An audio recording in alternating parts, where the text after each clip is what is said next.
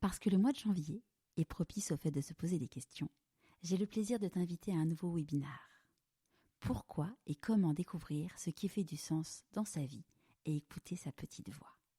Je te donne rendez-vous jeudi 20 janvier à 12h30. Pour en savoir plus et t'inscrire gratuitement, rendez-vous sur le site pourquoipasmoi.co ou dans le lien dans ma bio sur Instagram. Si je pouvais lui transmettre un message que j'aimerais qu'elle reçoive, de ne pas chercher à taire ou à minimiser ou à cacher sa différence. Tous ces trucs que tu vois, que tu fais, que tu sais, qui paraissent pas la même chose que ce que les autres autour de toi font, en fait, c'est pas un problème. Il y a des choses qui sont différentes. Voilà, il y a un moment où tu sauras quoi en faire, où ce sera pas une épine dans ton pied et où ce sera une lumière. Tu trouveras la place pour que ça brille. Bienvenue sur Pourquoi pas moi. Je suis Charlotte Desrosiers-Natral, la fondatrice de Pourquoi pas moi, l'auteure de Et si je changeais de métier et la créatrice d'un bilan de compétences nouvelle génération. Trouvez ma mission de vie et écoutez ma petite voix. Finançable à 100% avec votre CPF. Grâce à des témoignages sans coupe, découvrez les véritables coulisses de ceux qui ont écouté leur petite voix. Pourquoi pas moi, le podcast qui t'invite à écouter ta petite voix. Dans la vie, il faut savoir être patient. En effet, je devais interviewer Clotilde fin mars 2020. Les confinements se sont enchaînés, la vie a continué. Merci à Laura pour l'organisation de cette interview. Si vous êtes fan de podcasts de développement personnel, vous connaissez très probablement Change ma vie et Clotilde Dussoulier. Mais savez-vous que Clotilde en est à sa 3e vie professionnelle ? En effet, elle a commencé sa carrière dans la Silicon Valley en tant qu'ingénieure informatique. En rentrant en France, en parallèle de son travail, elle décide de lancer son blog culinaire. Face au succès rencontré, elle démissionne et se consacre à sa passion. Elle devient alors auteure culinaire. C'est en devenant maman qu'elle ressent le besoin de se tourner vers le développement personnel. Les podcasts américains l'aident à changer sa vie. Après 12 ans, en tant que blogueuse culinaire, Clotilde ouvre un nouveau chapitre de sa vie, en créant Change ma vie. Je ne vous en dis pas plus. Je vous souhaite la bienvenue dans l'univers de Clotilde Dussoulier. Bonjour Clotilde. Bonjour Charlotte. Est-ce que tu pourrais nous parler de l'objet que tu as choisi pour te présenter, s'il te plaît ? Alors l'objet que j'ai choisi, c'est un carnet, un carnet qui, il se trouve, celui que j'utilise est personnalisé, donc il y a écrit Change ma vie dessus. Il est rose cuivre et je l'ai choisi parce que je crois que c'est vraiment mon lieu de bonheur, mon happy place. C'est encore quand je suis seule avec un carnet, un stylo et que j'ai la possibilité de réfléchir, de me poser des questions, d'explorer, de réfléchir à des choses passionnantes. C'est vraiment ce qui m'anime le plus. Et c'est quoi les choses passionnantes pour toi ? Alors, ce qui me passionne, c'est de réfléchir à ce qui est possible, à la direction dans laquelle je vais, la direction dans laquelle j'emmène mon équipe, la direction dans laquelle j'emmène Change ma vie, et d'identifier qu'est-ce qui peut me bloquer en termes de dans ma capacité d'imagination et dans ma capacité d'action. Super. Est-ce que tu peux nous parler, avant de parler de Change ma vie, il s'est passé beaucoup de choses dans ta vie avant. Est-ce que tu veux nous raconter où est-ce que tu as grandi ? Alors j'ai grandi en région parisienne, à Courbevoie très précisément. Je suis née à Paris, grandi à Courbevoie et j'ai fait mes études à Paris et ensuite je suis partie aux États-Unis juste après mes études. Et avant ça, du coup, quand tu étais une petite fille, quel type de petite fille t'étais ?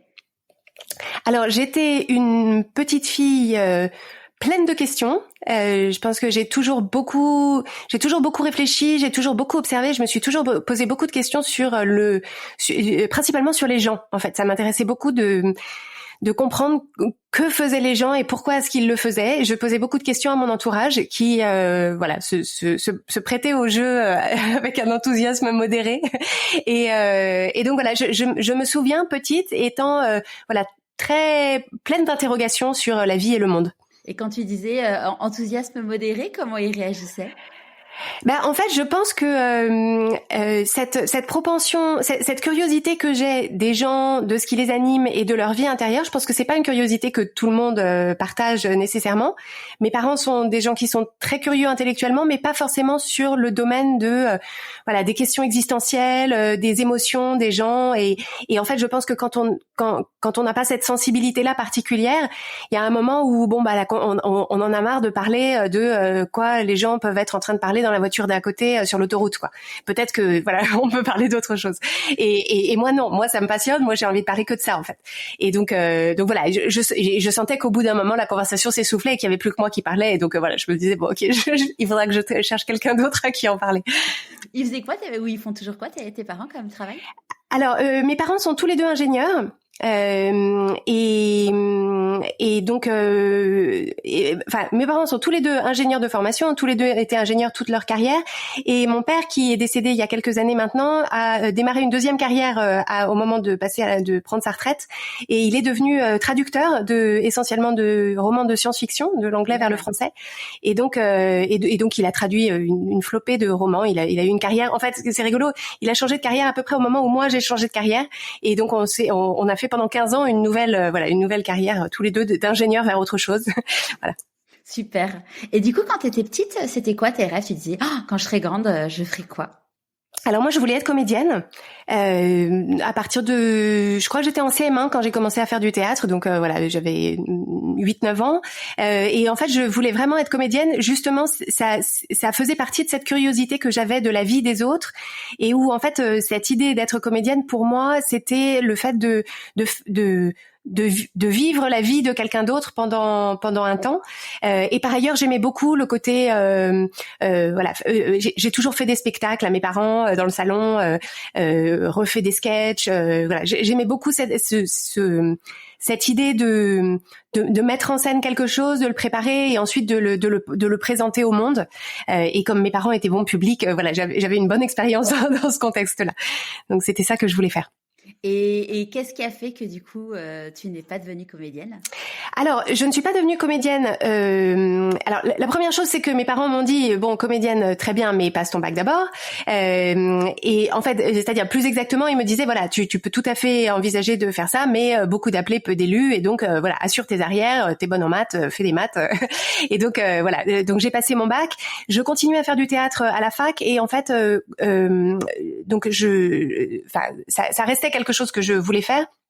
Et puis j'ai passé une audition dans un conservatoire d'arrondissement à Paris et en fait j'ai un peu saboté mon audition. J'en parle d'ailleurs dans l'épisode de Change ma vie qui parle de l'auto-sabotage. Donc j'ai complètement saboté mon audition et en fait cette expérience-là m'a finalement montré que ce que j'aimais du théâtre c'était qu'une petite partie du métier de comédienne et que tout le reste qui consistait à être à attendre très longtemps dans une salle d'audition, à regarder les autres passer et à se dire qu'on est vraiment en dessous de tout et qu'on est nul et que ça va pas passer. Cette partie-là, je sentais que ça allait rapidement me muser et je me rendais compte que à cette époque-là de ma vie, en tout cas, je n'avais pas les épaules et je me voyais pas m'exposer volontairement à ce genre de situation.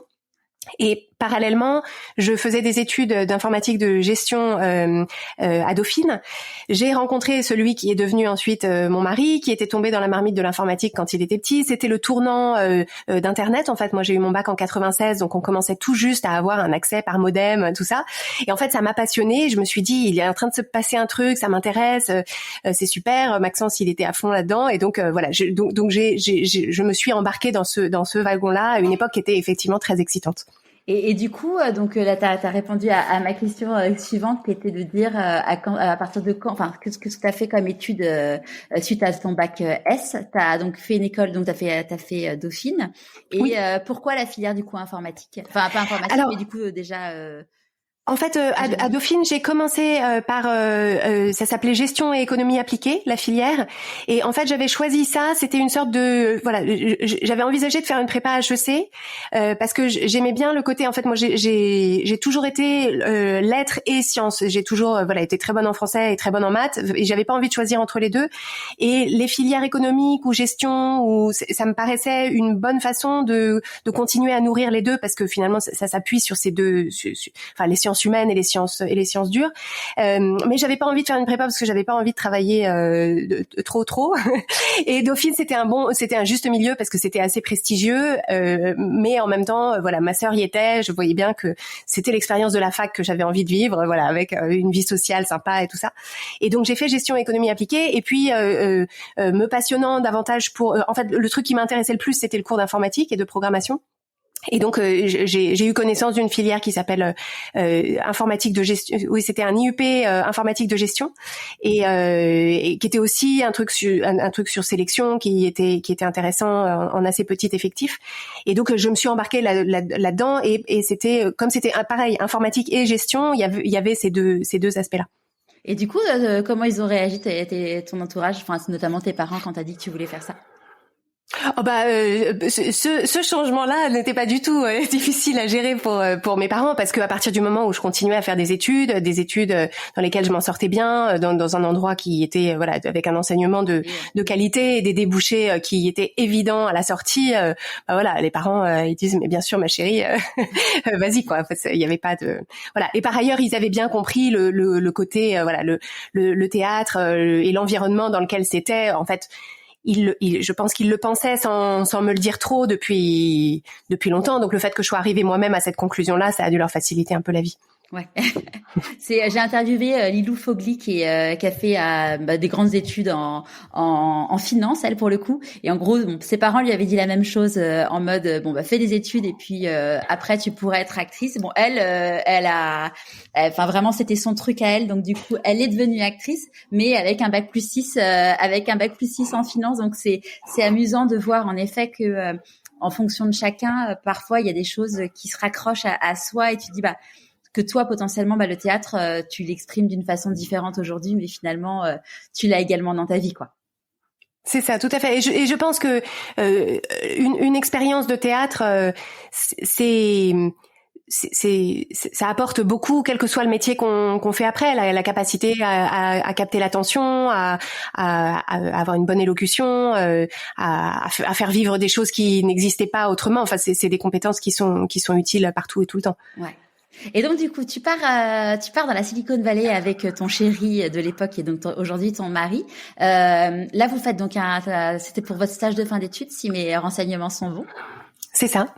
Et donc du coup, vous vous faites embaucher en CDI là-bas. Là, l'idée c'est d'y rester en mode court terme ou que vous êtes dans quel état d'esprit à ce moment-là? Alors, on se laissait porter, c'est-à-dire que on avait moi je suis arrivée aux États-Unis, j'avais 20 ans, donc je pouvais même pas aller dans les bars parce que c'est à partir de 21 ans qu'on peut aller dans les bars aux États-Unis et au tout début de la vingtaine on se disait tant que ça dure c'est super, tant que c'est super et donc on se projetait pas vraiment à 5, 10, 15 ans. C'est au bout de 2 ans qu'on a commencé à se dire en fait de deux choses l'une, soit on reste et sans doute on restera potentiellement longtemps, soit on rentre à Paris, on réfléchit et potentiellement on repart ailleurs. Finalement, on est parti nulle part ailleurs parce qu'on a trouvé un endroit où s'installer où on était bien et puis on a tous les deux engagé d'autres carrières qui avaient pour lesquelles ça avait un sens d'être à Paris. Mais c'est effectivement les 2 premières années en fait, quand on vit à l'étranger, ce que j'ai constaté, c'est la première année, tout est nouveau, donc tout est c'est chaque fois une nouvelle saison, c'est vraiment beaucoup de nouveautés.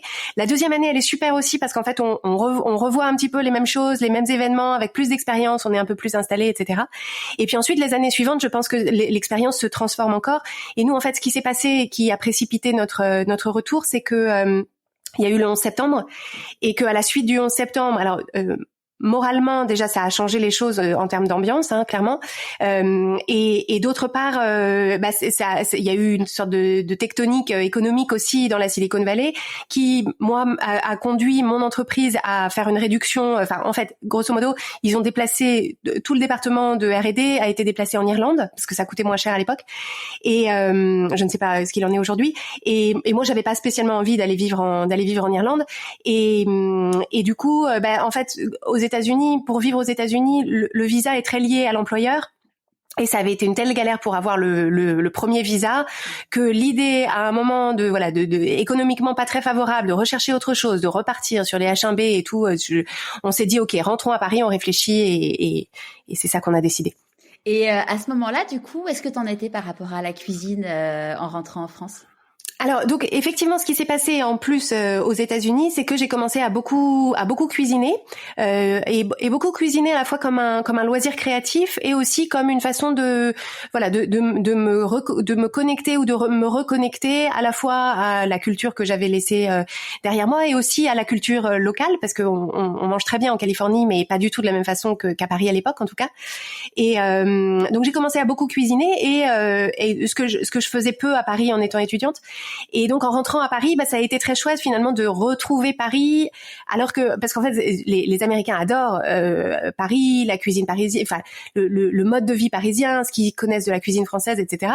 Et finalement moi en fait je voyais la cuisine française à travers leurs yeux et je me disais en fait je suis peut-être passée à côté d'un truc parce qu'ils ont l'air de trouver que c'est génial. Et donc c'était vraiment chouette en rentrant de finalement retrouver Paris avec un œil d'adulte, en connaissant mieux la cuisine, la gastronomie et ce que ça avait de particulier. En fait, c'est un petit peu, je pense que quand on vit ailleurs, quand on s'expatrie, il y a vraiment cette idée que ce qu'on considérait comme normal ou banal et qu'on n'appréciait pas spécialement, le fait de s'en éloigner et de le retrouver après, je pense que ça donne une saveur particulière, sans mauvais jeu de mots. Et donc là, ça a vraiment été mon expérience en rentrant à Paris. Et à quel moment, du coup, tu as eu l'idée de créer un blog ? Alors donc mon blog Chocolate and Zucchini, je l'ai créé parce que en fait justement la cuisine prenait beaucoup de place dans mes journées, dans ma vie et dans ma tête, et un petit peu comme les conversations que je pouvais avoir quand j'étais petite, en fait c'était un sujet qui m'intéressait énormément, j'avais très envie d'en parler, c'était vraiment en ébullition dans ma tête, voilà, j'avais plein d'idées, plein d'envies et tout, et en fait dans mon entourage proche, même si tout le monde aime raisonnablement bien manger, en fait, les gens n'avaient pas nécessairement envie de m'entendre parler de ça tout le temps, à toute heure de la journée. Et en fait, à peu près à ce moment-là, j'ai découvert, donc je cherchais beaucoup de choses sur Internet, et j'ai découvert les tout premiers blogs culinaires qui étaient tous tenus par des Américains, donc il y en avait une poignée à l'époque. Et en fait, moi qui ai toujours beaucoup aimé écrire, en fait, je me suis rendu compte que je pouvais écrire autour de la cuisine plutôt que de parler de cuisine. Je pouvais écrire autour de la cuisine et que finalement un blog, ça permettait justement de s'adresser précisément aux gens que ça intéressait. Et donc du coup d'être en contact avec des personnes qui étaient aussi aussi passionnées que moi. Et donc j'ai créé mon blog du coup en anglais. Ça me permettait aussi de garder la langue anglaise très vivante parce que je travaillais dans une entreprise dans laquelle j'en avais pas spécialement besoin au quotidien.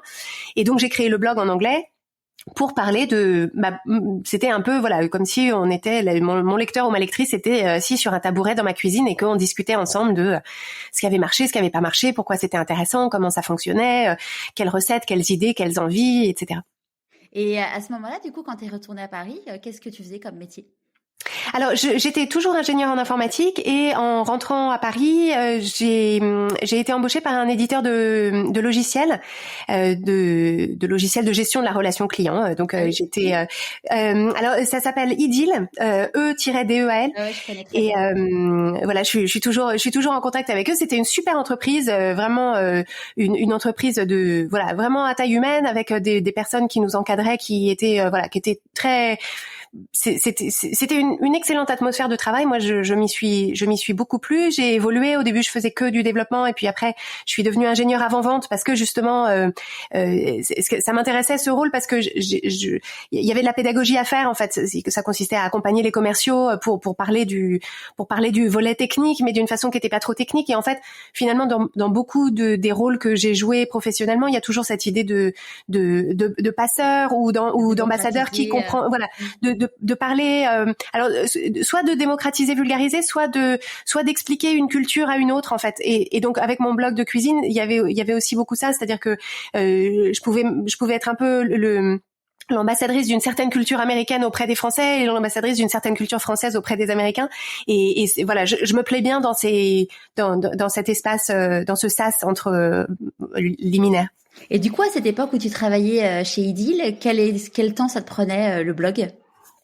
Alors, j'y passais mes soirées et mes week-ends, clairement, comme on le fait quand on est, enfin, ou en tout cas moi, quand je me passionne pour quelque chose, j'ai une force de travail extraordinaire et sans doute une certaine forme d'obsession qui me conduisait à penser, respirer blog tout le temps. Dans les transports, je réfléchissais, j'avais des notes partout et tout ça. Donc c'était une belle lune de miel. Et puis ça n'a pas tenu sur la durée parce qu'au bout d'un moment, à bosser la semaine et le soir et le week-end, même à 20 et quelques années, au bout d'un moment, en fait, on s'essouffle et on parlait très peu de burn-out à l'époque. Mais j'ai appris à reconnaître les premiers signes en fait de cet épuisement, de cet écœurement de travail. C'était quoi ces signes-là pour toi? Alors, je pense que pour ma part, en tout cas, c'était finalement le symptôme principal, c'est la perte de plaisir. C'est-à-dire quand ça devient quelque chose où il y a une espèce de pression intérieure qui fait que ça paraît pas possible de ne pas faire, mais en même temps faire, c'est où je me sentais finalement un peu écœurée de faire, mais en même temps pas tellement d'autres choix parce que je me disais si je ne fais pas, si je ne publie pas, si je ne il va se passer un truc et donc en fait un peu entraînée dans une espèce dans la roue de mes propres exigences complètement imaginaires parce que la planète n'allait pas s'arrêter de tourner, mais pour autant quand on est dedans en fait on pense vraiment que le ciel va nous tomber sur la tête si on publie pas une recette mardi prochain quoi. C'est ce que disait Margot Motin au début, que tu connais sûrement. Elle disait qu'au début de son blog, si elle publiait pas un jour, elle se disait qu'elle allait perdre tous ses followers et compagnie, et qu'en fait, elle s'est rendue compte qu'elle allait droit dans le mur. Donc en fait, il y a un moment, mieux vaut ne pas publier un jour et se reposer plutôt que. Et du coup, cet épuisement, c'était vis-à-vis de ton blog et de ton travail ou des deux? Je pense qu'en fait, ce dont je me suis rendu compte, c'est que ce rythme ne tenait pas, et je l'ai essentiellement identifié à propos dans le domaine du blog et de l'écriture culinaire parce que justement c'était quelque chose qui était parti d'une passion et d'un plaisir, et donc quand ce que je en fait, je trouve que quand on travaille, on se dit bon, s'il y a des jours où j'ai pas envie d'y aller, ou j'ai pas envie de le faire, d'une certaine façon c'est un peu normal parce que c'est mon travail, et donc on est plus conditionné à se dire le travail c'est normal de pas avoir envie d'y aller tous les jours. Mais quand c'est quelque chose qu'on fait sur son temps libre, qui est censé être une passion, et qu'on se rend compte qu'il y a des jours où on n'a pas envie de le faire mais qu'on le fait quand même, là il y a un peu, moi en tout cas je me suis plus posé des questions, je me suis dit non mais attends, qu'est-ce qu'on fait et pourquoi on le fait? Et donc du coup là je me suis rendu compte qu'il fallait que je trouve une autre façon d'organiser mon temps et que je change un peu ce mode de pression. Et donc c'est là que je suis passée au 4/5e. J'ai négocié un 4/5e avec mon entreprise, ce qui m'a permis d'avoir du coup une journée complète, ce qui paraissait un luxe extraordinaire. Et puis très vite la journée ne suffit plus, et donc au bout de quelques mois j'ai démissionné pour me consacrer à temps plein à cette activité. Et alors du coup j'ai plusieurs questions. La première c'est quand tu leur as demandé un 4/5e, comment ils l'ont accueilli? Alors, je pense qu'ils ont été assez surpris parce que parce qu'en fait ce blog j'en parlais à personne.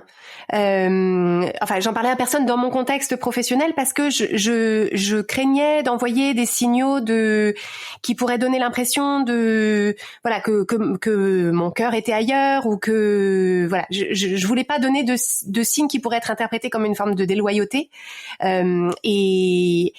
Et c'était aussi un projet qui était assez personnel, qui était quand même assez décalé par rapport à à la partie de moi qu'il connaissait. Rétrospectivement, comme en plus c'était vraiment des bons vivants, les gens qui dirigeaient cette entreprise, aimaient beaucoup la bonne bouffe. Je pense que j'aurais pu en parler de façon plus transparente, mais j'étais très jeune. J'ai démissionné en 2005, donc je l'ai démarré en 2003, donc j'avais entre 24 et 26 ans. À 24-26 ans, en tout cas moi à l'époque, et puis c'était une époque différente parce que il y avait moins je veux dire, déjà les blogs, les gens savaient pas ce que c'était. C'était plus exceptionnel d'avoir un truc à côté, d'avoir un projet créatif à côté. Et donc je savais pas très bien comment en parler, et donc du coup ne sachant pas comment en parler, j'en parlais pas. Ouais. Et du coup, quand tu leur as dit, bah voilà, j'aimerais passer au K5e, j'ai un blog culinaire qui cartonne, comment ils ont réagi?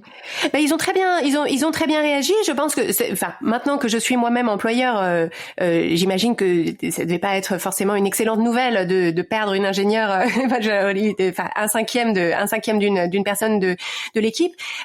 Néanmoins, c'était vraiment des gens très bien qui, du coup, ils étaient surpris mais intéressés, encourageants, ils trouvaient ça génial. Voilà, donc c'était une très bonne réaction. Et après, en fait, c'est un peu la grenouille dans l'eau chaude. C'est-à-dire, j'ai commencé par passer au 4/5e et puis quelques mois plus tard, quand j'ai posé ma démission, bah c'était moins une surprise parce que voilà, on savait un peu. Et c'était précisément, je pense, pour ça que je voulais pas en parler trop tôt. C'est parce que du coup, si on dit qu'on fait autre chose, bon bah on se dit, est-ce que voilà, on va considérer que je suis un peu sur la pente, sur la pente, voilà, la voie de sortie, et que du coup, peut-être on me confiera des projets moins intéressants ou on pensera pas à moi pour des opportunités. Et voilà, donc mais la réaction a été, dans mon souvenir en tout cas, très bonne. Et quand tu as créé ton blog, comment ton entourage il a réagi? Alors, j'ai la chance d'avoir un entourage qui est très enthousiaste et très en fait, j'ai toujours eu un profil assez créatif. J'ai toujours fabriqué plein de trucs, écrit des machins, eu des idées, tout ça.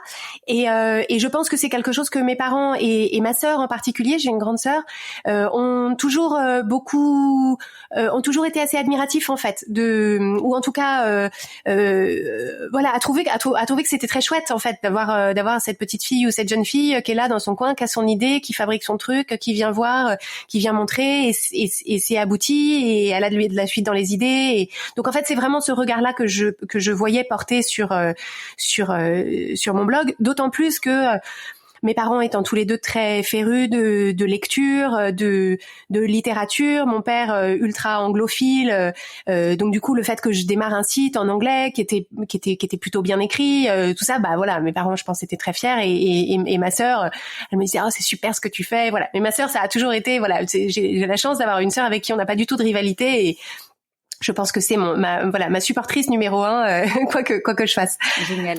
En fait, je te pose la question parce que j'ai interviewé Charlotte Ducharme que tu connais, de Cool Parents Make Happy Kids, qui vient de l'autre côté de la scène de toi. Et elle, quand elle a lancé son blog, ses parents, c'était un peu la honte de la famille de lancer un blog, ça ne se faisait pas. Donc du coup, c'est pour ça que je te posais cette question, parce qu'en effet, en fonction des familles, parce que là, pour le coup, les univers étaient assez proches, c'est amusant de voir qu'en fonction des familles, il y en a qui accueillent la chose de façon très différente. Ouais, tout à fait. Et je pense que s'il y a un message à apporter, c'est qu'en fait, je pense qu'on doit pouvoir surmonter la désapprobation ou l'incompréhension de ses proches, et sans doute ça donne l'opportunité de solidifier son propre engagement. Mais je pense que c'est vraiment un rôle qu'on peut jouer et qui coûte pas très cher auprès de notre entourage. C'est quand quelqu'un lance quelque chose. En fait, moi, je trouve que cette toute petite flamme du début, quand c'est encore, ça n'a pas encore pris forme, c'est pas encore définitif, on n'a pas encore toutes les compétences, etc. Le mieux qu'on ait à faire, c'est de protéger la petite flamme avec au moins des encouragements, quoi. Ça coûte pas grand-chose et ça fait une différence énorme. Moi, je pense que ça a été un énorme plus pour moi en termes d'énergie, le fait de pouvoir me consacrer à ça sans utiliser mon temps mental à m'inquiéter, à avoir des conversations imaginaires avec mes parents, à essayer de les convaincre, à essayer de prouver quelque chose. Voilà. Voilà. Donc moi, j'espère pouvoir jouer ce rôle-là, en tout cas auprès du maximum de personnes. Et ton blog, à partir de quand tu as commencé à avoir des revenus ? Alors le blog n'a pas apporté de revenus avant assez longtemps, simplement parce qu'il n'y avait pas d'économie autour de ça à l'époque. Moi, ce qui m'a permis de démissionner et de créer un métier autour de ça a été l'écriture de livres en fait. Donc j'ai publié des livres avec un éditeur américain, et le monde de l'édition aux États-Unis est structuré différemment. Le marché a pas la même taille qu'en France, et donc il était possible pour moi, avec ce contrat d'écriture de livres, livre et l'avance sur droit d'auteur qui m'avait été versée, j'avais la possibilité de voir venir pendant un petit moment pour pouvoir développer d'autres choses. Et donc après, ça a été, j'ai écrit des articles pour la presse à l'étranger et en France. Donc après, j'avais une activité plus de journaliste. Et puis après, j'ai fait du conseil, j'ai fait de la création de recettes, j'ai fait voilà de la veille de tendance pour des clients étrangers. Donc en fait, j'ai finalement, je me suis dit, ce qui m'intéresse, c'est la cuisine, la gastronomie et l'écriture. Et donc j'ai constitué une espèce de ribambelle de métiers différents que je pouvais pratiquer autour de ça, ce qui m'allait bien parce que j'aimais beaucoup cette grande variété et ça permettait au global de faire un revenu qui me permettait de bien vivre. Et comment du coup tu as été en contact avec cette maison d'édition avec qui tu as signé? Alors en fait c'est assez simplement un lecteur de mon blog qui m'a contacté un jour en me demandant si j'avais pas envie d'écrire un livre, et il se trouve que ce lecteur de mon blog c'était un type qui était éditeur à New York, alors qu'il lui n'éditait pas de livres de cuisine, mais qui m'a dit, si ça t'intéresse, je te mets en contact avec des agents littéraires qui pourront te représenter.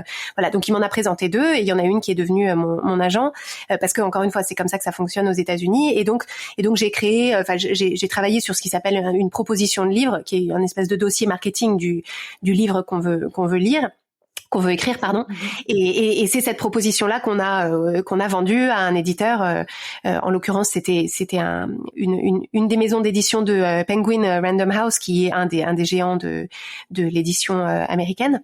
Et en fait, aux États-Unis, comme les calendriers de publication sont plus longs, en fait, entre le moment où on signe et le moment où le bouquin sort, il se passe 2 ans, et généralement, on a 1 an pour l'écrire. Et donc, du coup, cette avance, elle est censée financer l'écriture du livre et aussi le temps de l'auteur en attendant qu'elle l'écrit.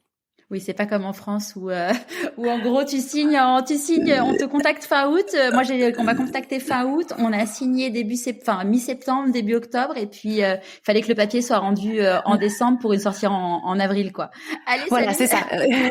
C'est ça, exactement. Donc là, c'était, en fait, ça se ressent aussi généralement dans la qualité des livres de cuisine qui sortent aux États-Unis, parce qu'en fait, le problème c'est que en fait, un livre de cuisine avec 75 recettes, si on veut pouvoir tester les recettes, les faire tester par d'autres personnes, etc., ça prend énormément de temps.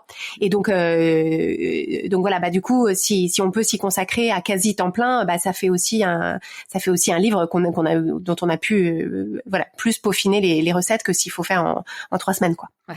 Et du coup, l'élément qui a fait que tu as demandé à démissionner, c'était la signature du coup de ce contrat. Voilà, c'est ça. C'est vraiment c'est ça que j'ai pris comme le signe de l'univers qu'il y avait quelque chose qui était sérieux, qui permettait de s'appuyer dessus. C'était aussi une façon d'avoir un fil conducteur, parce que passer du salariat à l'auto à l'auto-management, c'est surtout moi j'avais 26 ans, donc c'est pas forcément c'est pas évident, et le fait d'avoir ce projet dont je savais que j'avais 1 an pour le faire, ça permettait de structurer mon temps, de structurer mon travail, et ça avait un côté rassurant. Ça n'a pas été facile pour autant, mais voilà, au moins je savais quoi faire. Au moment de quitter ton job. Alors au moment de quitter mon job, rien. j'étais sur mon petit nuage, donc c'était super.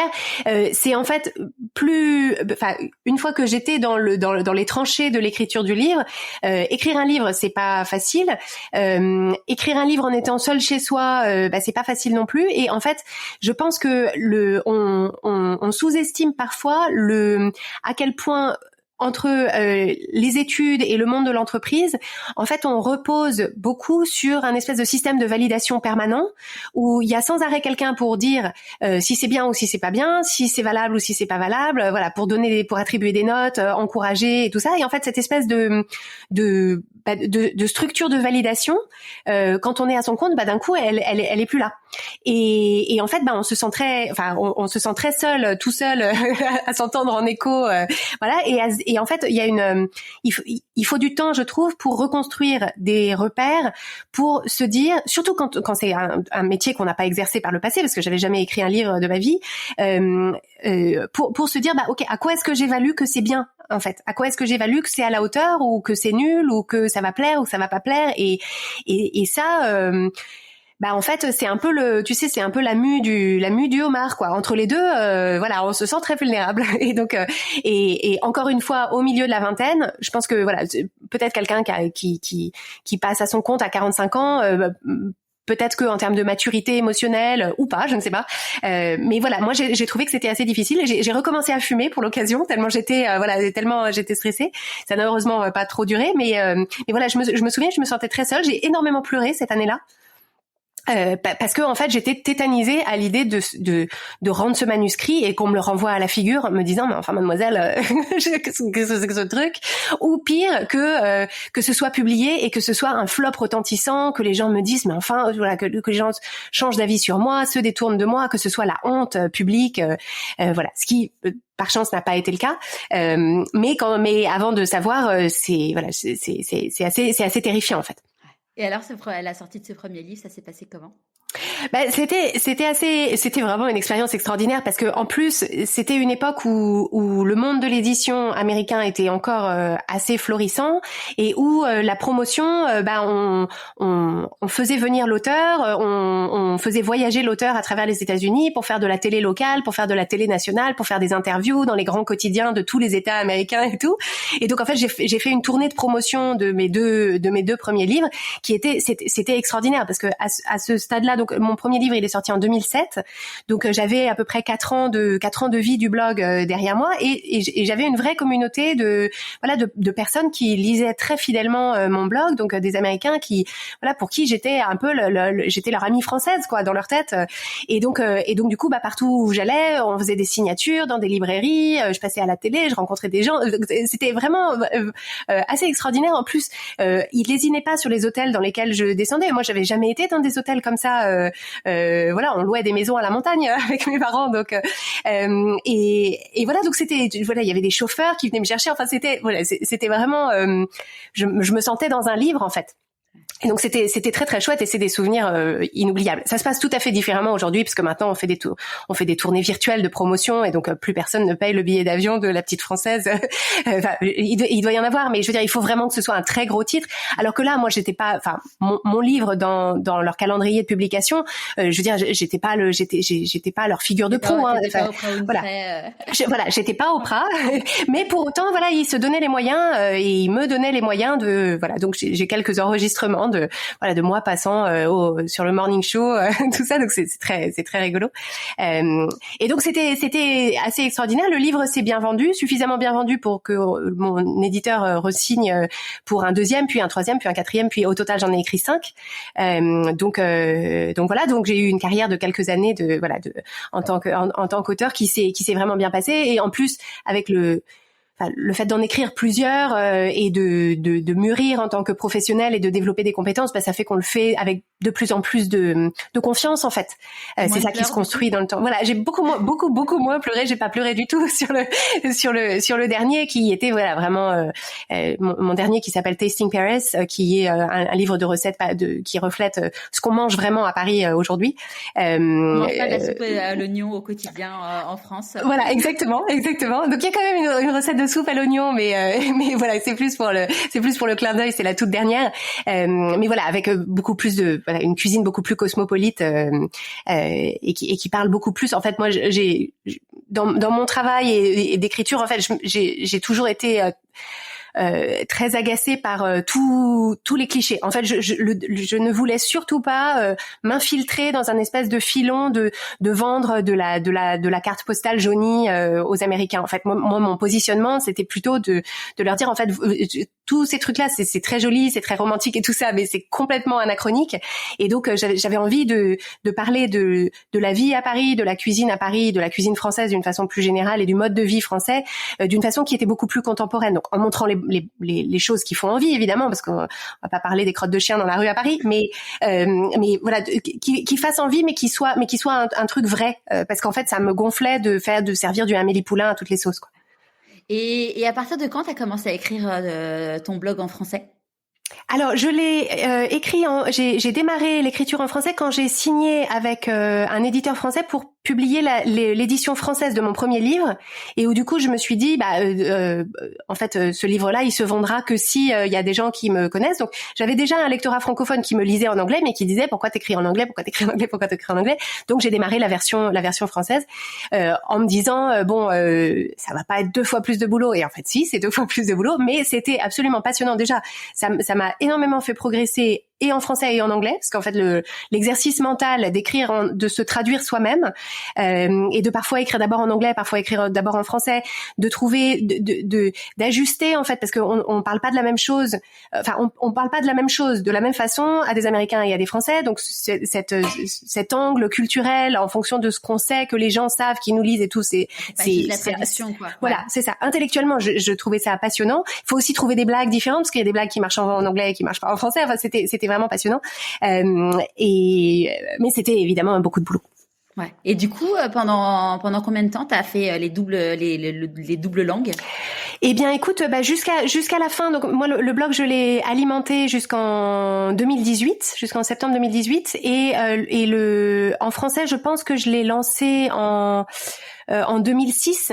Donc oui, pendant 12 ans, j'ai tenu le blog dans les 2 langues. Waouh.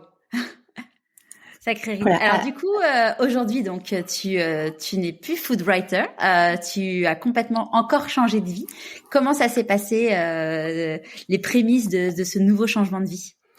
Alors, ce qui s'est passé, il y a eu une sorte de confluence de trois facteurs principaux. La première chose, c'est que pratiquer le même métier pendant 10, 12, 15 ans, en fait, on a besoin de se réinventer, on a besoin d'explorer des nouveaux territoires, ce que j'ai réussi à faire pendant une 12aine d'années.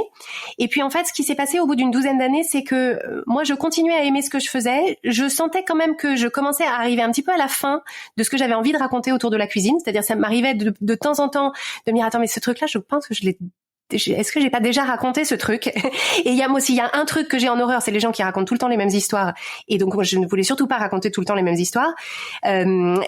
Donc j'ai commencé à avoir l'impression que j'arrivais un petit peu au bout de ça, et parallèlement le Internet a connu une transition majeure, qui est l'avènement des réseaux sociaux. Et avec l'avènement des réseaux sociaux, il y a eu une diminution du temps d'attention des gens, et une importance plus grande faite au visuel. Donc au visuel, à la vidéo très courte de 11 secondes d'un truc qui dégouline, à des photos ultra saturées, ultra mises en scène et tout ça. Et en fait, moi, même si j'ai évidemment rien contre une belle photo ou une vidéo sympa, c'est pas mon métier en fait. Donc moi, je faisais de la photo culinaire pour appuyer mon propos, mais c'était pas ma zone de génie, et c'était surtout pas ma zone de plaisir en fait. J'aimais pas trop, c'était à chaque fois qu'il fallait que je le fasse, je m'en faisais toute une montagne et tout ça. Enfin, c'était pas moi le photographe culinaire, t'as des gens qui sont même stylistes culinaires. On le sait Absolument. pas forcément, mais c'est un métier qui existe. C'est ça. Et en fait, donc la plupart des gens qui ont un blog de cuisine portent toutes ces casquettes. Et en fait, ce dont on s'aperçoit, c'est qu'il y a des personnes qui en fait, l'écriture était plutôt au service de leurs photos, et moi les photos étaient plutôt au service de mon écriture. Et du coup, en fait, je sentais que ce vers quoi il fallait aller, c'était moins ce que j'avais envie de faire.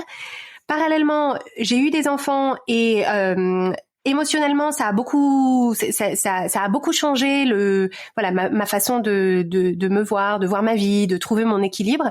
Et justement, en réponse à ça, je m'intéressais de plus en plus au processus créatif, au développement d'un business, et tout ce que ça avait en termes, toutes ces implications en termes d'état d'esprit. Et donc, j'ai découvert un domaine qui m'était complètement inconnu jusqu'ici, c'est celui du développement personnel et du coaching. Donc moi, je suis passée par la case plutôt américaine, parce que j'écoutais essentiellement des podcasts américains, et donc un peu de fil en aiguille, j'ai découvert des enseignements autour de ça. Et en fait, ça, d'un coup, le ciel s'est éclairé, et je me suis dit, mais en fait, c'est complètement moi, c'est complètement ce qui me passionne. En fait, c'est vraiment le cœur de ce qui me passionne, c'est de comprendre pourquoi les gens font ce qu'ils font, pourquoi on se sent comme on se sent, et pourquoi moi spécifiquement je me sens comme je me sens. Et donc en fait, tout ça a tellement changé ma vie que j'ai commencé à en parler autour de moi, que j'ai commencé à me rendre compte qu'en fait, la façon que j'avais d'en parler, qu'en fait, j'étais pas la seule à découvrir ça maintenant, et que la façon dont j'en parlais, ça trouvait écho auprès d'autres personnes, qui mettaient ça en application, ça leur parlait et tout. Et donc en fait, j'ai eu d'un coup une inspiration. J'écoutais énormément énormément de podcasts depuis mon retour des États-Unis. Donc au début, c'était plutôt de la catch-up radio, et puis après, il y a eu le podcast natif qui est arrivé aux États-Unis. Et donc j'écoutais beaucoup de podcasts et je commençais à faire des rêves où j'avais un podcast. Mais dans mon idée, c'était un podcast autour de la cuisine parce que c'était ça mon métier. Et puis d'un coup, j'ai eu une inspiration et je me suis dit non mais en fait, je vais avoir mon blog autour de la cuisine, donc ça on garde. Et on the side, donc genre juste à mes heures perdues, je vais faire un podcast de développement personnel. Et voilà. Du coup, toi, tu t'es fait accompagner personnellement au moment où justement tu as eu tes enfants, où tu t'es posé beaucoup de questions. T'avais été chercher. Alors pas du tout. Alors en fait, je me suis fait accompagner, mais par une psy, parce qu'à l'époque, je ne connaissais pas le métier de coach. Je savais même pas que ça existait.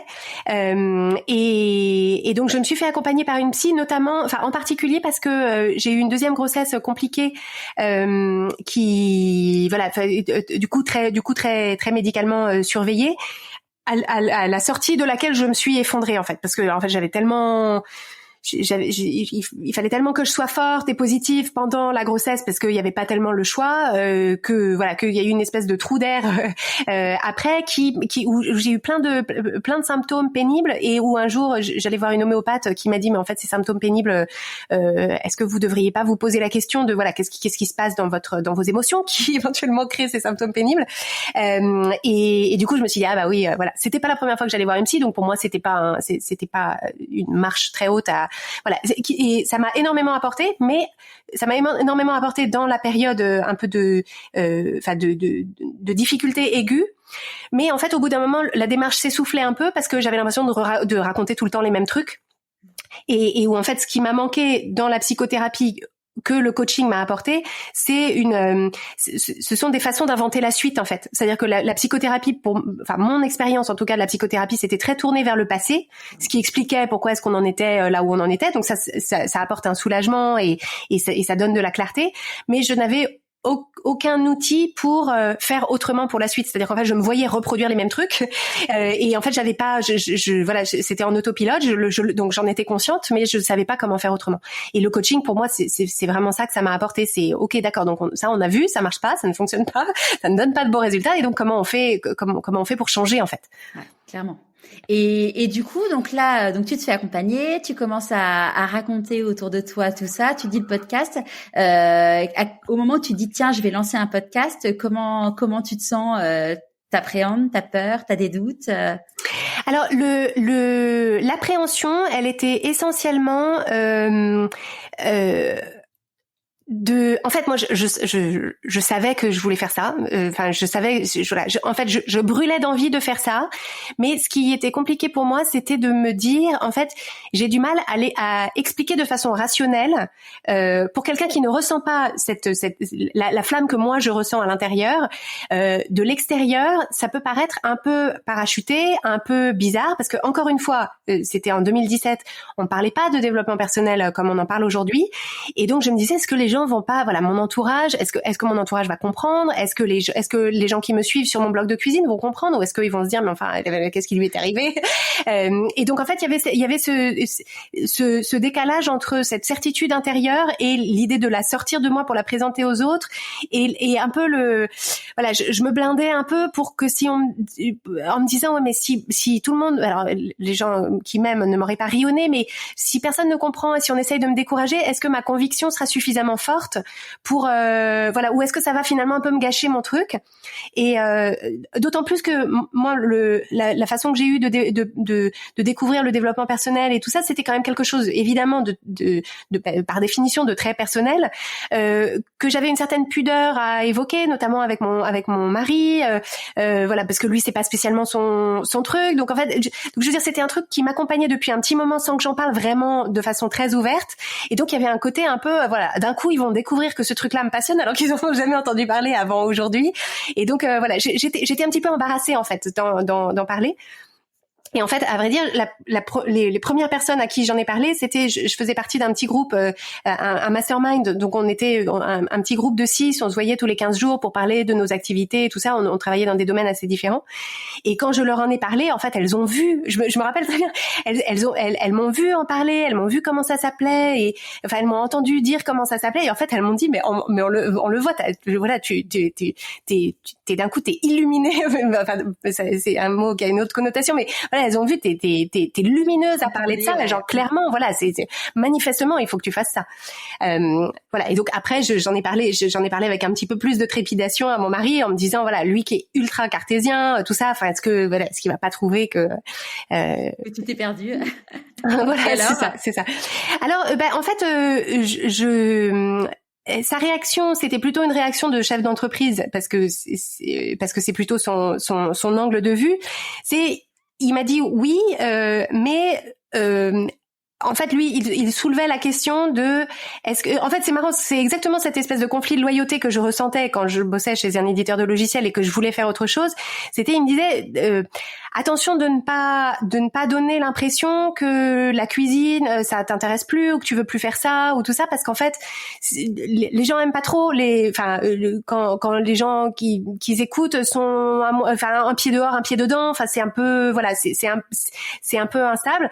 Et en fait, moi je comprenais très bien ce qu'il voulait dire, et en fait c'est juste que moi je sentais que c'était une transition et que en fait j'avais plus très envie de faire de la cuisine et que j'avais vraiment envie de faire ça. Et du coup, en fait, moi, c'était un peu qui m'aiment me suivent. C'est-à-dire, s'il y a des gens qui n'aiment pas, qui comprennent pas, qui n'adhèrent pas, c'est dommage parce que je préférerais qu'ils adhèrent. Mais voilà, je vais pas me laisser retenir en arrière par la possibilité qu'il y ait des gens qui ne comprennent pas ce nouveau chapitre qui démarre. Et tes parents, comment ils ont accueilli la nouvelle? En fait, mes parents, je ne pense pas que je leur en ai parlé spécialement, explicitement, parce que je faisais un peu mon truc et que voilà, j'ai dû leur en parler un peu au détour d'une conversation. Et c'est vrai que pour moi, c'était un peu un point d'interrogation. Est-ce qu'ils vont écouter? Est-ce qu'ils vont comprendre? Parce que, encore une fois, parents ultra cartésiens, pas tellement de conversations autour de la table du dîner sur les émotions et tout ça. Et donc du coup, je me disais, si ça se trouve, en fait, pour eux, c'est complètement lunaire ou un peu perché ou voilà. Mais je sais que, ma mère, de temps en temps, parce que ça m'arrive de faire une référence à elle et à tout ce qu'elle m'a apporté sur le podcast. Et donc, généralement, elle m'envoie un petit message en me disant que ça l'a touchée de m'entendre parler d'elle. Donc, je sais qu'elle écoute au moins certains épisodes. Elle est abonnée à la newsletter et tout ça, mais c'est vrai voilà, elle m'a pas dit ton podcast a changé ma vie, quoi. Elle m'a plutôt dit voilà, à mon âge on ne change plus, tu vois. Sans commentaire. Et du coup, donc là, tu dis, allez, ça y est, je lance le podcast. À partir de quand t'as commencé à sentir que il commençait à prendre et à vraiment décoller? Je crois que c'est quand je sais pas, ça devait faire 3 semaines, un truc comme ça, que c'était sorti. J'étais au bac à sable avec mes enfants et il y a une personne que je connaissais mais pas très bien qui est venue me voir et qui m'a dit c'est super ton podcast. Et là d'un coup je me suis dit ah ouais, en fait déjà il y a des gens qui écoutent, il y a des gens qui écoutent, il y a des gens qui écoutent et à qui ça parle suffisamment pour qu'ils viennent me voir au parc pour me dire voilà. Et en fait oui, les premiers retours que j'ai eus, c'était très encourageant mais en fait, je pense que dans un premier temps, j'étais surtout portée par l'envie de transmettre, l'envie de partager, l'envie de diffuser tout ça, qui était, avant d'avoir la validation extérieure de gens qui me disaient effectivement ça a changé ma vie, c'était vraiment ce moteur-là, c'est-à-dire la mission en fait. Je me disais, je pense vraiment que ça peut être vraiment utile à vraiment beaucoup de gens, et donc en fait j'avais très envie. C'était cette même ébullition en fait, cette même ébullition d'idées qui avait besoin de sortir de moi sous cette forme-là, et voilà. Et donc c'était vraiment la passion qui m'animait dans un premier temps, jusqu'à ce qu'effectivement au bout d'un moment je me rende compte que voilà, je commençais à recevoir quand même énormément de messages, beaucoup d'avis, tout ça. Et est-ce que tu as eu une sorte de syndrome de l'imposteur à partir du moment où tu t'es dit que tu allais parler de développement personnel mais sans être formé toi-même avec entre guillemets un diplôme ou une formation en dehors de tout ce que tu avais écouté ou pu expérimenter toi-même?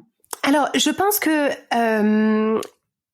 je n'ai pas eu de syndrome de l'imposteur sur le fond. C'est-à-dire parce qu'en fait, ce que je me proposais de faire, c'était de partager les outils qui avaient changé ma vie. Et en fait, l'idée quand on le présente comme ça, c'est qu'il y a une espèce de, c'est une démarche de proposition, c'est-à-dire voilà ce qui a fonctionné pour moi et je fais l'hypothèse que ça sera utile à d'autres. Mais d'une façon générale, ma posture dans la vie et certainement à travers le podcast, c'est de dire, en fait, je pense pas qu'il y ait une recette unique ou un truc qui marche pour tout le monde. Je pense que chacun et chacune d'entre nous pouvons nous mettre au contact de différentes personnes qui diffusent différents messages ou alors les mêmes messages mais de différentes façons. Et à un moment, on trouve la bonne personne qui dit le bon message sous le bon format. Et en fait, la mission que je me donnais, c'était d'être une de ces personnes-là, en faisant le pari que j'allais être la bonne personne avec le bon message au bon moment pour des gens. Et en fait, il y a dans cette idée-là, du coup, d'une certaine façon, ça prête pas trop le flanc à la critique ou à l'attaque frontale, parce que en fait, on dit pas aux gens ce qui est vrai dans l'absolu, on dit ce qui est vrai pour nous. Et donc ça, c'est bon, il y a toujours des gens, bien sûr, qui pourront dire c'est nul quand même. Mais voilà, il y a quelque chose de plus, une certaine forme d'humilité dans la proposition, qui me paraissait en tout cas plus confortable comme posture à adopter. Donc pas trop de syndrome de l'imposteur là-dessus, mais par contre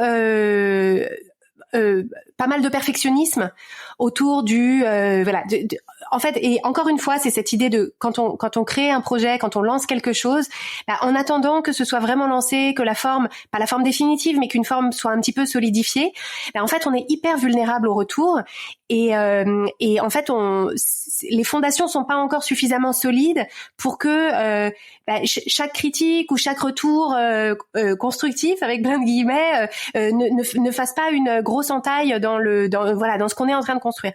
Et je me souviens en particulier que dans un premier temps, j'avais régulièrement le retour que je parlais trop vite, que c'était stressant et tout. Et en fait, pour moi, c'était hyper dur parce qu'en fait, je me disais, je peux ralentir mon débit, mais en fait, c'est comme ça que je parle. Et en fait, au début, j'essaye de ralentir mon débit, mais je suis prise par la passion de ce que je suis en train de dire, et donc en fait, ça s'accélère. Et donc, j'ai essayé de travailler mon débit de parole pour le ralentir un petit peu. Et puis, au bout d'un moment, je me suis dit. En fait, déjà, toutes les applications de podcast permettent de régler le débit. Le débit. Moi, j'écoute tout en 2x, mais on peut aussi faire 0,5. Donc, on peut le dire à tous ceux qui écoutent les podcasts. Vous pouvez accélérer comme du coup diminuer. Moi, je sais que quand je réécoute tous les épisodes que je fais, ou même quand je vais écouter des trucs, je mets en 1,5 et x2. Et après, quand tu mets en 1, tu fais mais on parle vachement lentement. Mais c'est ça. C'est ça, exactement. Donc moi, je ne peux rien écouter à vitesse normale. Donc voilà.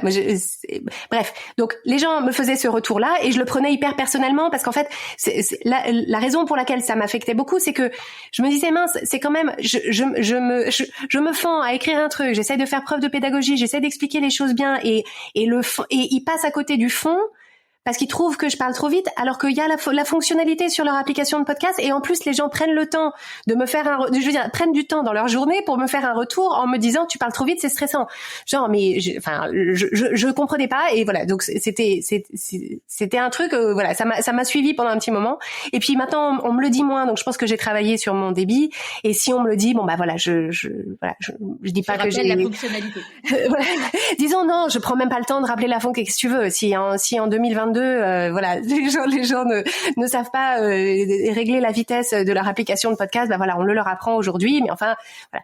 Donc c'était plus du perfectionnisme, avec l'idée justement de se dire en fait ce discours du perfectionnisme dont j'essaye de me débarrasser de plus en plus, qui est de se dire c'est la réflexion en noir-blanc, c'est-à-dire c'est soit ce que j'ai fait c'est parfait et personne n'y trouve absolument rien à redire, aucune critique, aucune piste d'amélioration, rien, c'est parfait, c'est nickel, et là c'est bon, je suis en sécurité. Et si c'est un tout petit peu en deçà, en fait c'est aussi bien que rien, aussi bien que nul, aussi bien que zéro.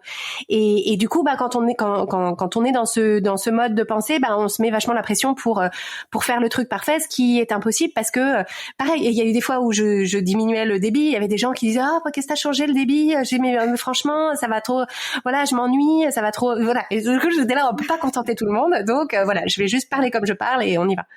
Et à partir de quand, du coup, tu t'es dit que tu voulais faire une formation de life coach? Alors tout de suite, c'est-à-dire que en fait parallèlement au lancement du podcast, je me suis dit en fait ce métier de coach ça m'intéresse et ça m'appelle, et du coup j'ai proposé à quelques personnes de mon carnet d'adresses, des personnes avec qui j'avais déjà un petit peu cette relation là de voilà d'une certaine forme de mentorat ou de voilà d'avoir déjà une posture où j'avais eu l'occasion de leur donner des conseils ou de faire des recommandations, etc. Alors le coaching c'est pas donner des conseils, mais voilà je me suis dit voilà c'est des personnes qui peut-être ont cette sensibilité-là et à qui je peux proposer mes services. Et donc j'ai proposé à quelques personnes que j'ai suivies du coup pendant un petit moment.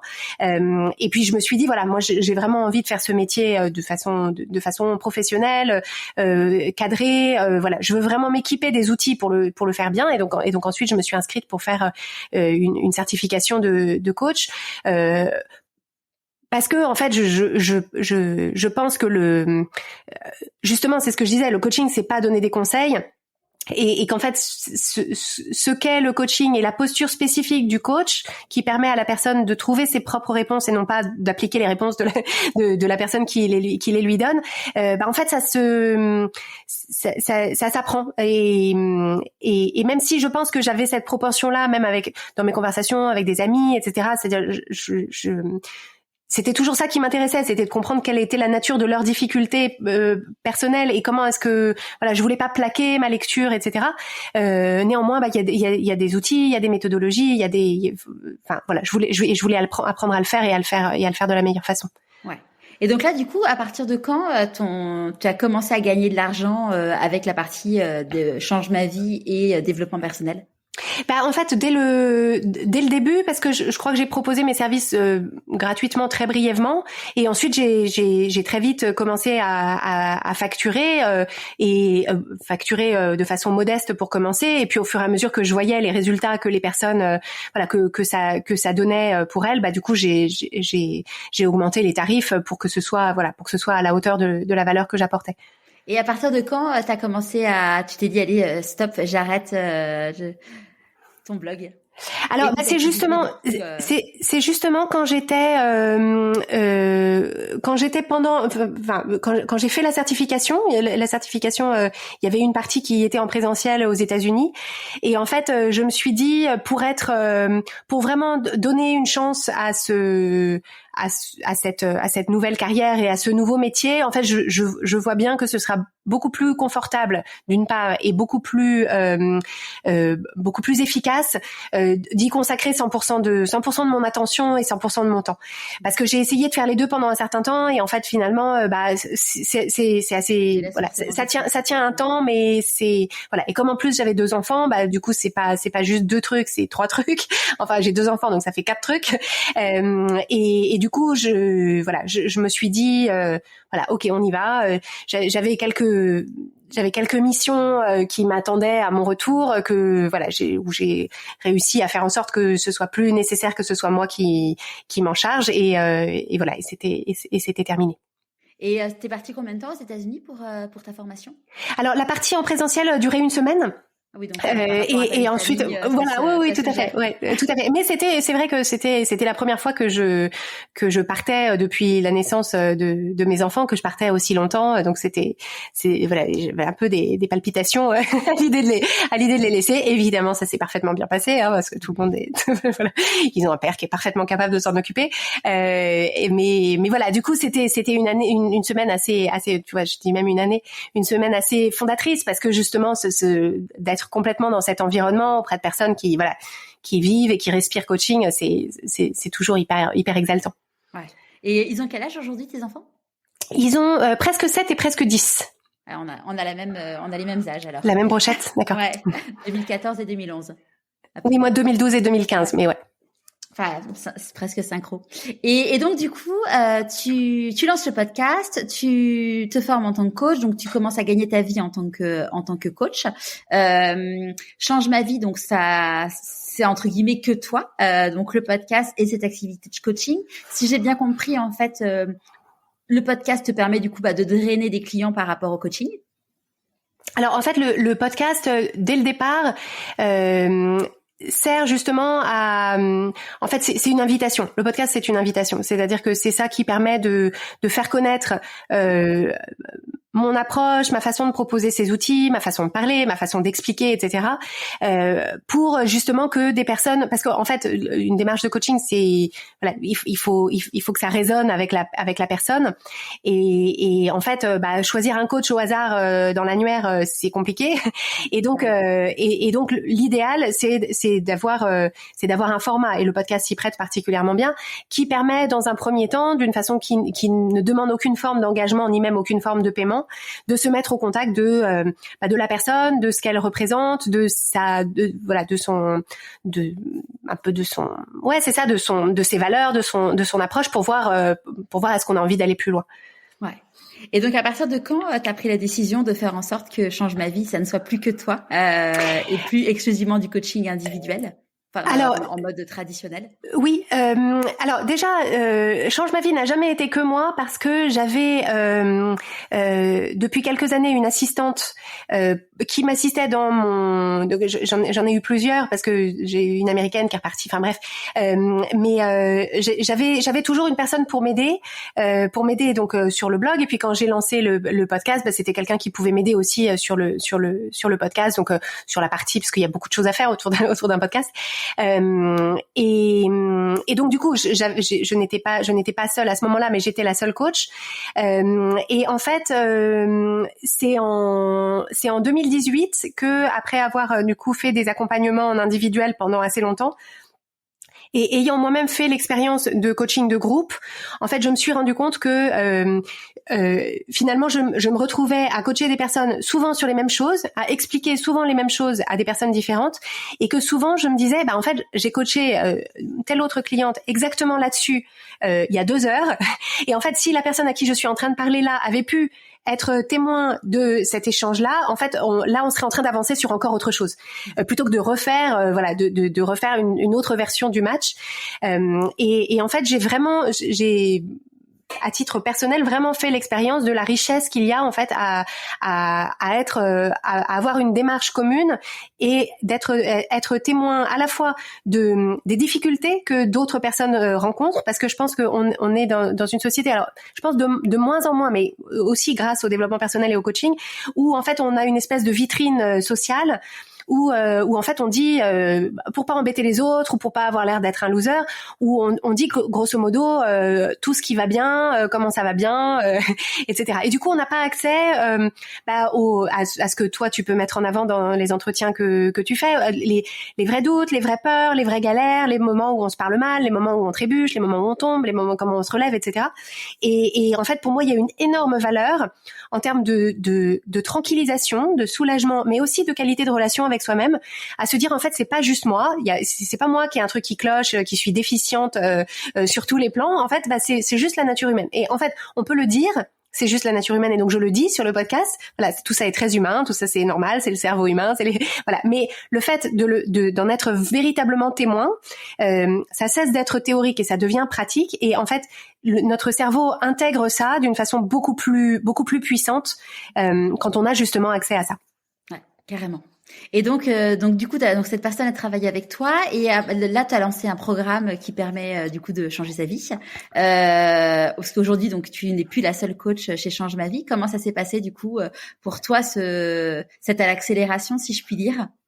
En fait, ce qui s'est passé, c'est que j'ai, en développant la portée de mon message, la portée de Change ma vie, et du coup en développement aussi la portée du nombre de personnes que je pouvais toucher en offre de coaching, du coup je me suis dit ce serait bien de faire intervenir une autre personne qui pourrait à la fois m'épauler dans la création du programme, dans la conduite du programme, et aussi dans le coaching, parce que justement de la même façon que c'est très utile d'avoir accès à la vie intérieure d'autres personnes, en fait, d'avoir des regards de différents coachs. En fait, on vient chacun ou chacune avec une sensibilité différente, une façon d'expliquer les choses qui est différente. On est tout à un stade aussi de nos vies et de ce que nous-mêmes on a rencontré qui est différent.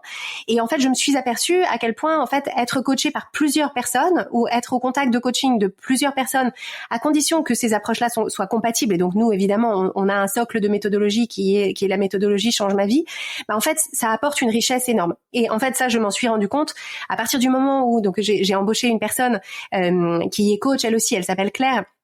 Et qu'elle a commencé à coacher des clientes de notre programme. Et quand j'ai vu en fait le lien qui se crée entre elle et ces personnes-là, est-ce que elle pouvait leur apporter que moi je ne leur avais pas apporté parce que j'avais pas dit le bon truc au bon moment de la bonne façon. Ben, en fait, je me suis dit ça c'est vraiment en fait ce qui m'est venu c'est un peu comme quand on a un enfant, on se dit ah oui mais si j'ai un deuxième enfant, qu'est-ce qui va se passer? Est-ce que ça va pas diminuer la qualité de l'expérience, etc. Et en fait, on s'aperçoit qu'un deuxième enfant bah, ça apporte encore plus de joie, encore plus d'amour, encore plus de connexion, encore plus de liens au sein de la famille et c'est exponentiel. Et donc c'est pour ça que j'ai voulu me constituer une équipe parce que chacune des coachs avec qui je choisis de travailler et que j'invite dans l'équipe Change ma vie apporte justement une sensibilité, une énergie, un angle et va apporter aux membres de notre programme quelque chose d'unique et de différent. Ouais. Et dans l'équipe, maintenant, tu as une directrice marketing, tu as une responsable administrative et financière. C'est toujours un moment stressant pour un entrepreneur de se dire qu'on recrute des personnes support sur des choses qu'on faisait nous à la base et du coup, enfin, d'accélérer sur cette professionnalisation. Ça, c'est comment ça s'est passé pour toi? Alors, pour moi, c'était pas stressant, c'était génial parce que justement, en fait, quand on est la femme orchestre, au bout d'un moment, ça ne tient plus. Alors déjà, c'est fatigant. Justement, c'est stressant parce qu'on peut pas être au four et au moulin. Et donc, du coup, il y a tout le temps un truc qui crame au four et un truc qui tombe au moulin. Et en fait, moi, ce qui était ma grande frustration, c'est que je voyais toutes les choses que j'avais envie de faire, toutes les idées que j'avais envie auxquelles j'avais envie de donner vie. Et en fait, juste, je ne pouvais pas parce que j'étais juste moi. J'étais juste moi et mon assistante, ou j'étais juste moi et Claire. Et donc, clairement, l'idée, c'était de me dire, je veux finalement augmenter notre portée. Et pour augmenter la portée de notre mission et de ce qu'on peut apporter, bah, il faut d'autres personnes. Ce qui a été pour moi plus difficile, enfin le virage plus difficile, c'était pas tant la prise de risque du recrutement ou le fait de me dire ah bah oui je vais faire rentrer d'autres personnes dans l'équipe. Ce qui a été un apprentissage plus compliqué pour moi, ça a été de me dire il y a d'autres façons de faire que la façon dont moi je fais. Et c'est en fait d'apprendre la confiance en fait.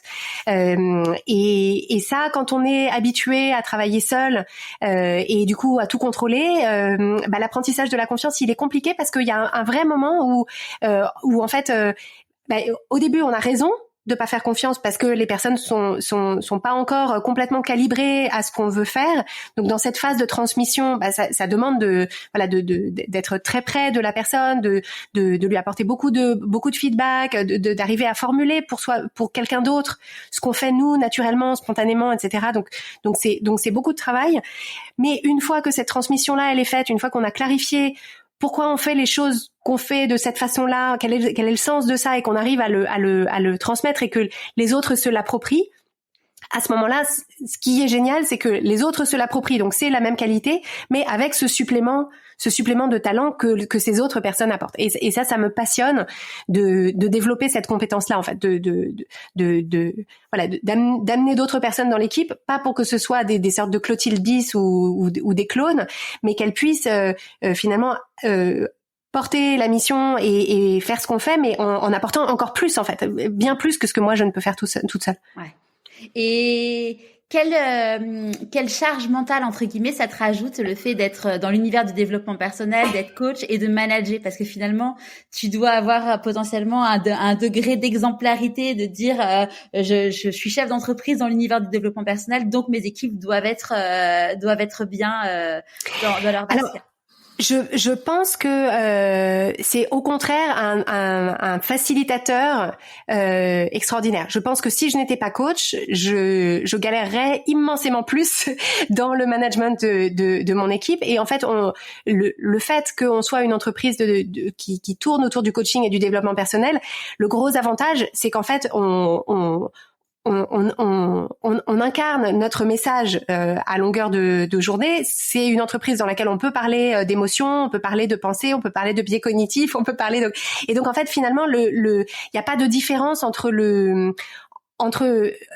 si bien sûr il y a une différence, mais il n'y a pas de différence d'état d'esprit et de valeurs et de façon d'être et de faire dans le programme de coaching et dans l'équipe. C'est-à-dire qu'en fait, moi, je suis très investie dans la croissance de chacun de nos membres et je suis très investie dans la croissance professionnelle et personnelle de chacun des membres de mon équipe aussi, et comme je le suis dans la mienne. Et en fait, c'est vraiment une approche qui se nourrit, et quand elle est faite de façon comme nous, je pense qu'on le fait, c'est-à-dire de façon simple mais aussi intègre, en fait on avance avec honnêtement ce qu'on est capable d'accomplir et la vitesse à laquelle on avance, je pense c'est vraiment le crédit est à donner à ces outils. Ouais. Et qu'est-ce que tu as mis en place comme technique pour que tu pourrais donner comme conseil aux entrepreneurs de techniques à mettre en place dans leur entreprise pour aider justement au bien-être au travail et à l'épanouissement de ces équipes? Alors, je pense que nous, ce qui a été très utile, c'est déjà d'avoir des valeurs. Alors, ça paraît tarte à la crème, mais c'est vraiment important. Enfin, moi, je pense que c'est pas tarte à la crème pour toi, mais voilà, les valeurs, on les sort à toutes les sauces, mais en fait, il y a les valeurs, le fait de les clarifier, et aussi comment est-ce qu'on les vit au quotidien. C'est-à-dire comment est-ce que ces valeurs-là sont intégrées dans la vie de l'équipe. Et en fait, nous, c'est vraiment, nos valeurs, c'est clarté, responsabilité, croissance et plaisir.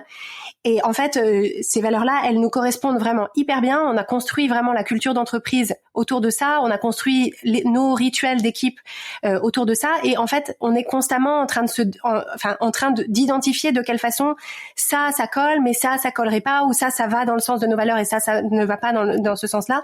Et je pense que cette clarté, justement, elle permet d'ouvrir la conversation. Et en fait, moi, ce que je trouve génial, c'est que la 4e valeur, celle du plaisir, en fait, je l'ai rajoutée. C'est la 4e qui s'est invitée au fur et à mesure que l'équipe grandissait, parce que justement, je me suis rendu compte que moi, à titre personnel, je n'avais pas cette valeur-là de façon très présente, et que j'ai vu que pour que notre équipe fonctionne et pour qu'on passe des bons moments ensemble, en fait, il fallait vraiment que ça devienne quelque chose qu'on étiquette officiellement comme étant, c'est en fait, oui, il y a pas plus important en fait, et donc on l'appelle comme ça, qu'on la mette au centre. Ça a été un moment assez fort dans la vie de notre équipe, parce que j'ai pu être assez transparente, et je pense que ça aussi c'est un des ingrédients, c'est d'arriver à trouver cet espace de transparence et donc de vulnérabilité dans son rôle de chef d'entreprise.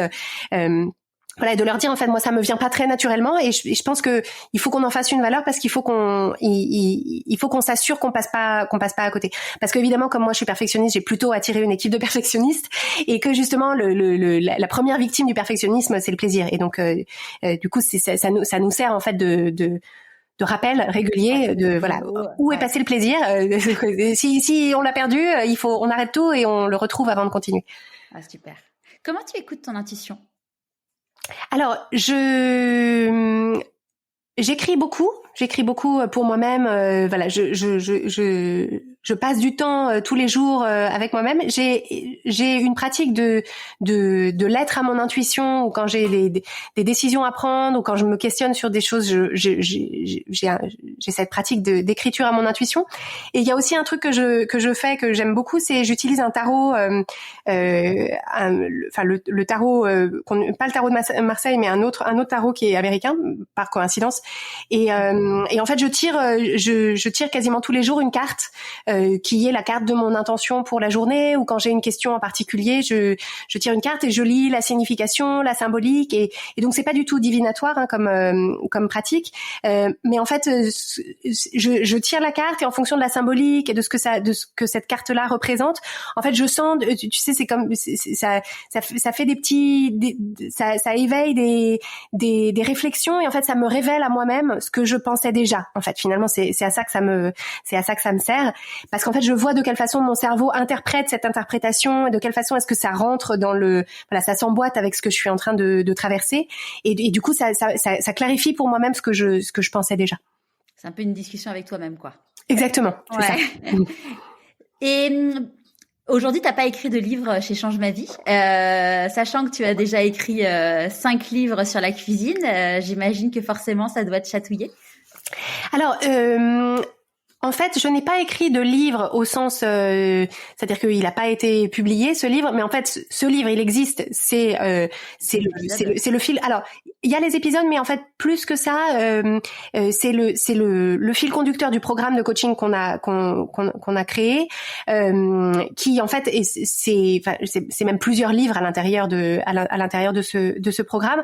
La raison pour laquelle j'ai eu des opportunités pour écrire des livres, mais je n'ai pas pour l'instant identifié le sujet ou l'angle qui pour moi mériterait d'abattre des arbres et d'avoir une empreinte carbone dans le monde de l'édition. J'y viendrai parce que j'aime beaucoup l'objet livre, mais j'ai envie d'apporter quelque chose qui apporte quelque chose de nouveau et non pas juste faire un livre parce que ce serait joli d'avoir un livre à la Fnac avec écrit Change ma vie dessus. Et pour l'instant j'ai pas identifié ça. D'accord. Comment tu célèbres tes réussites ? Alors, il faut que je me le rappelle parce que ça me vient pas, ça me vient pas naturellement parce que je suis beaucoup dans dans la poursuite d'une mission et donc je suis beaucoup dans le mouvement. Mais je crois que on a mis en place. Alors, en termes de réussite professionnelle, c'est vrai qu'avoir une équipe, ça crée un contexte dans lequel ce plaisir-là, il est vraiment génial parce que quand on a une réussite, elle est collective et que c'est vraiment chouette d'avoir des personnes avec qui on peut partager ça.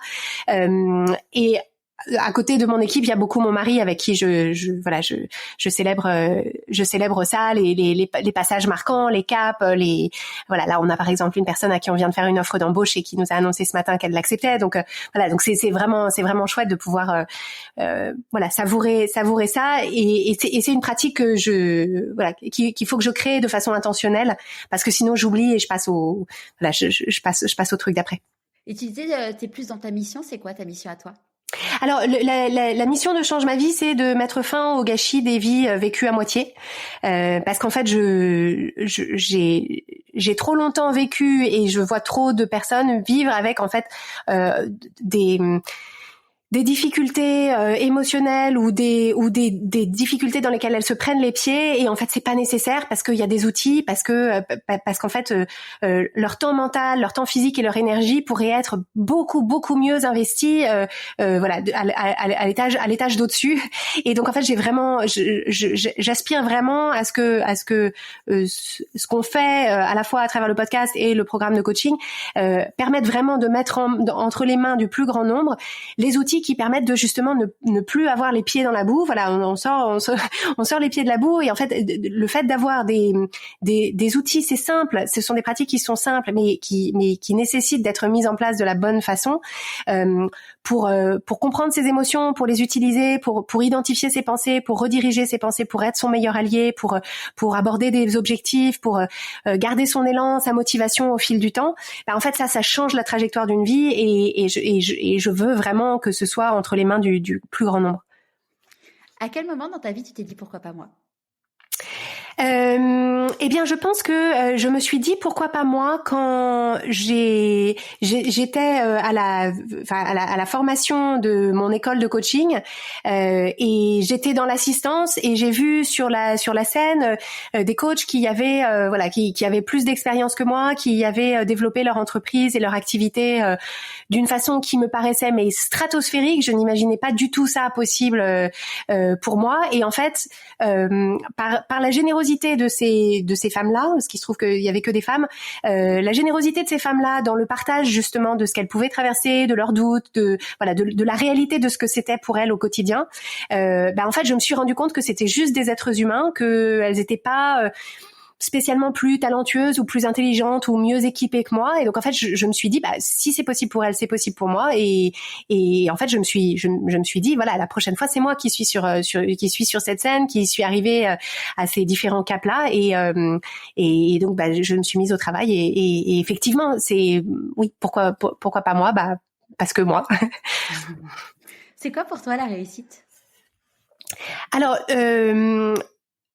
pour moi, la réussite, une fois qu'on a atteint un niveau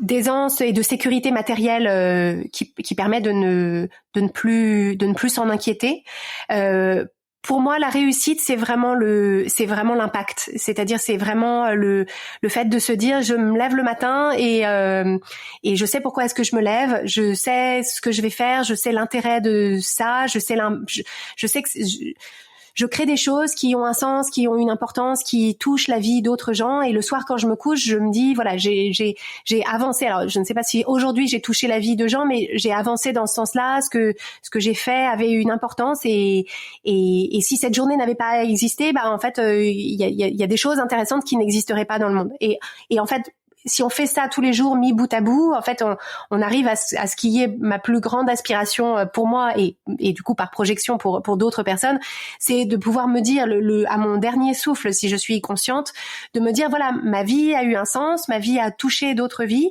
et si je n'avais jamais existé, si le jour où voilà, un ovule et un spermatozoïde s'étaient rencontrés, bah c'était quelqu'un d'autre ou que ça n'avait pas eu lieu, bah il y a quelque chose dans le monde où il y a des vies qui auraient été un peu moins riches, un peu moins colorées, un peu moins pleines, et en fait pour moi c'est vraiment c'est ça la réussite.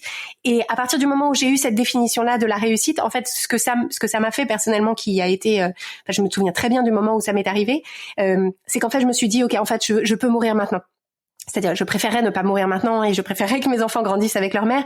Mais je me suis dit, voilà, j'ai l'impression, j'ai 42 ans aujourd'hui, que voilà, à travers les différentes choses que j'ai faites, les différentes choses que j'ai créées, les différentes personnes que j'ai rencontrées et ce que j'ai créé dans le monde, bah en fait, ça me voilà, ce que j'ai vécu, ce que j'ai créé, en fait, je me dis c'est déjà plus que mon dû. En fait, c'est déjà plus que ce que j'aurais pu espérer. Et donc, à partir de ce moment-là, quand j'ai eu cette révélation-là, je me suis dit tout le reste c'est du bonus. Et en fait, à partir du moment où on se dit en fait la journée qui démarre, c'est du bonus, elle ne m'est pas due. J'ai déjà eu plus que ce que je méritais. En fait, ça change beaucoup. En tout cas, moi, ma façon d'aborder voilà, des contrariétés ou des déceptions ou des petites choses du quotidien, comme par exemple j'ai eu le Covid la semaine dernière, mes enfants étaient pas en classe, tout ça. Bon, voilà. Si on se dit tout ça, c'est du bonus. En fait, il y a plus de voilà, il y a peu de choses qui soient vraiment embêtantes. Ouais. Et du coup, c'était quoi? C'était quand ce moment-là, ce moment précis?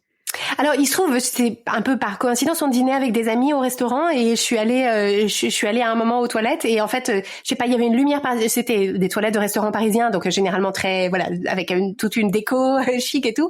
Et en fait, je me suis vue dans le miroir et en fait, j'ai eu une espèce de moment, je sais pas, de gratitude, de gratitude de ce que la vie m'avait donné à vivre jusque-là, et en me disant, si je fais la somme de toutes ces expériences et de voilà, en fait voilà, ma coupe est pleine et après tout le reste c'est la cerise sur le gâteau. Et c'était quand du coup en termes d'années? Je pense que c'était il y a, je pense que ça devait être en 2018-2019, donc il y a peut-être 2-3 ans. C'était avant le Covid, mais j'avais déjà mon activité de coaching bien lancée. D'accord. Qu'est-ce que tu penses que la petite Clotilde de 6 ans dirait si elle te voyait aujourd'hui? Je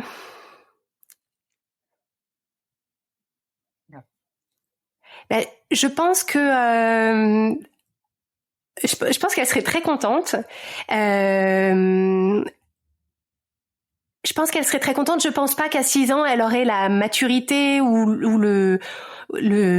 enfin, la perspective cognitive pour comprendre en fait pourquoi est-ce que c'est génial, pourquoi est-ce que c'est extraordinaire. Mais donc je sais pas si juste en voyant ma vie d'aujourd'hui, elle pourrait en tirer des conclusions particulières. Mais ce que j'aurais envie, si je pouvais lui transmettre un message que j'aimerais qu'elle reçoive, c'est en fait de ne pas chercher à taire ou à minimiser ou à cacher sa différence. C'est-à-dire qu'en fait, j'aurais envie de lui dire en fait tous ces trucs que tu vois, que tu fais, que tu sais, qui paraissent pas la même chose que ce que les autres autour de toi font. En fait, c'est pas un problème. C'est effectivement il y a des choses qui sont différentes, mais voilà, il y a un moment où tu sauras quoi en faire, où ce sera pas voilà une épine dans ton pied, et où voilà ce sera une lumière et un truc tu trouveras la place pour que ça brille. Super. Dans la vie, on dit que quand on fait des choix, on fait des renoncements. Ça a été quoi, du coup, tes renoncements à toi avec Change ma vie?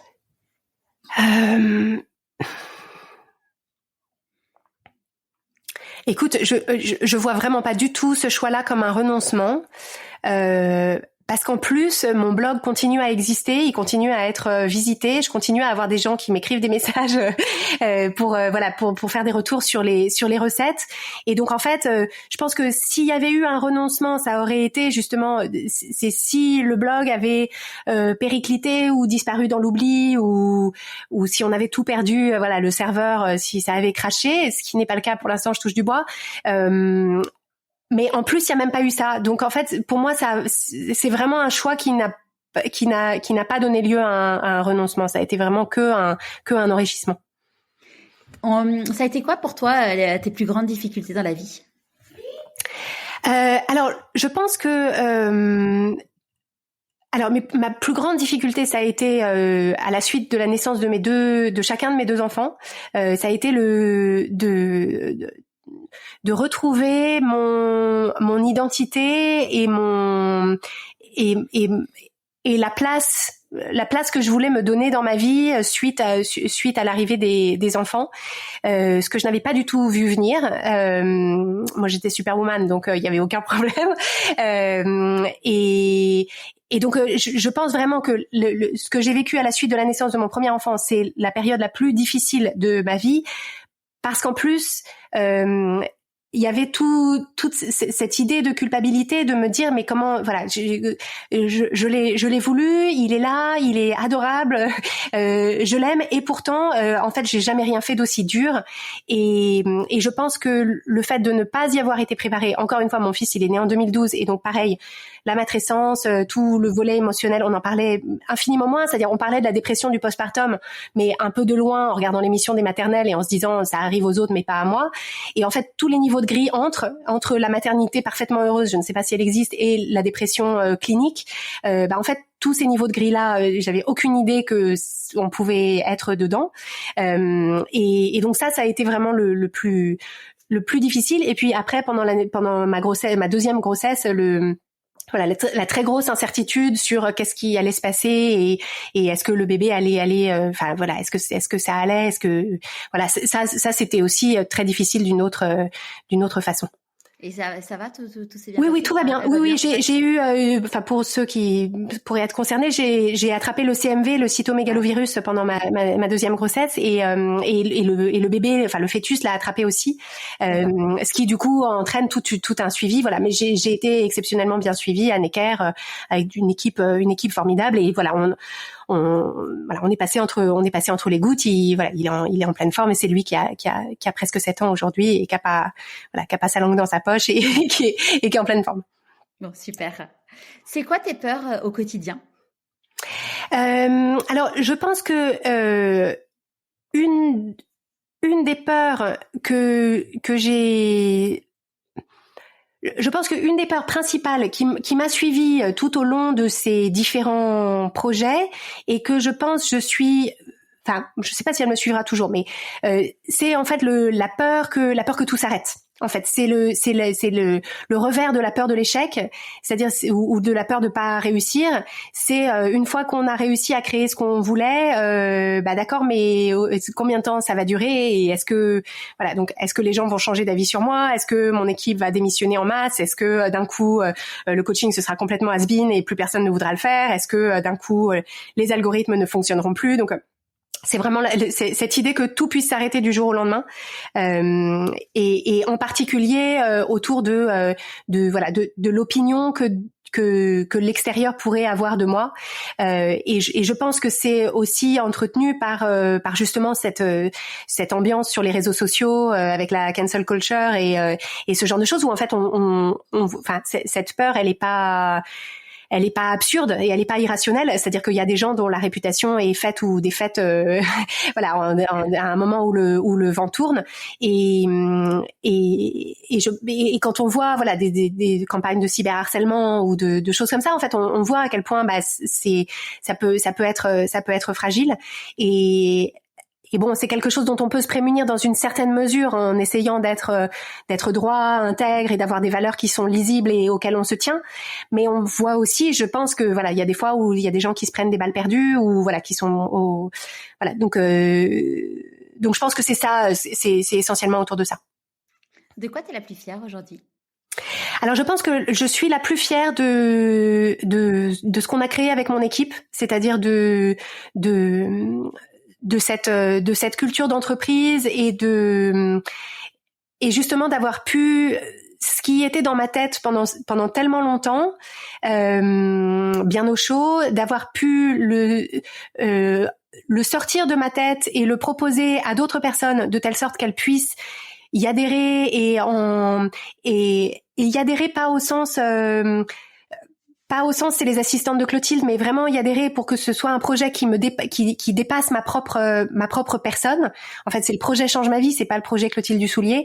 En fait, ça me ferait pleurer de gratitude et de fierté, parce qu'en fait, je le vois, c'est pas fin et en fait, c'est extraordinaire en fait de le voir dans nos relations au quotidien. Et dans toute la vie d'entrepreneur, il y a des galères. Ça a été quoi, du coup, tes galères dans la vie d'entrepreneuse avec Change ma vie? Qu'est-ce qu'il y a eu comme galère? J'ai évoqué cette difficulté à justement passer de... En fait, le plus gros changement, il est de 1 à plusieurs. Et donc ça a été... ça a été pas tant galère que difficile en fait. Enfin, je veux dire, ça m'a demandé beaucoup de ressources et beaucoup de croissance personnelle. Après, je peux pas dire que j'ai vraiment connu des périodes de galère ou des moments où ça marchait pas ou en fait, d'une façon générale, j'ai justement appliqué ce qui est la méthodologie qu'on propose aux membres de notre programme, c'est vision, clarté, élan. Et donc en fait, à chaque fois, j'ai la vision de ce que je veux créer, j'ai la clarté sur au moins les premières étapes qui permettent d'aller dans ce sens-là, et j'ai les compétences pour maintenir l'élan jusqu'à ce que ça fonctionne. Et donc entre vision, clarté et élan, en fait, ça met dans un état d'esprit dans lequel voilà, les choses vont pas forcément aussi vite qu'on le voudrait. Ou voilà, mais j'arrive aussi toujours à me dire, en fait, il y a les moments où c'est pas allé aussi vite que je voulais, en fait, c'était une bonne chose parce que on n'était pas équipé pour que ça aille plus vite ou que ça grandisse plus grand, et donc voilà, c'est avec ces outils-là, en fait, ça permet d'avoir une croissance et une évolution qui est fluide, en fait, et prendre des prises de risques mesurées à chaque fois. Qu'est-ce que tu as envie de dire à une personne que tu rencontres et qui te dit que tu n'en es là que grâce à de la chance? Excuse-moi, je bois un petit peu d'eau. Alors, je pense que dans toutes les réussites, il y a un facteur chance, clairement.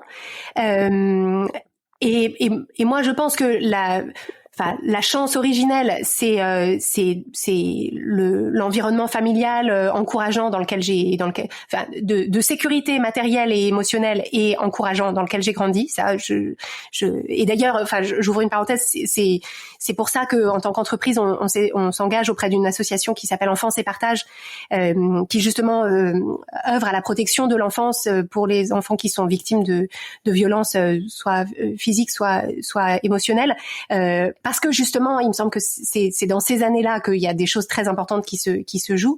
Mais ensuite, je vois aussi que ce qui peut s'apparenter à de la chance, c'est-à-dire la bonne rencontre, le bon moment, la bonne idée, etc. En fait, il y a la chance et puis il y a effectivement ce qu'on en fait.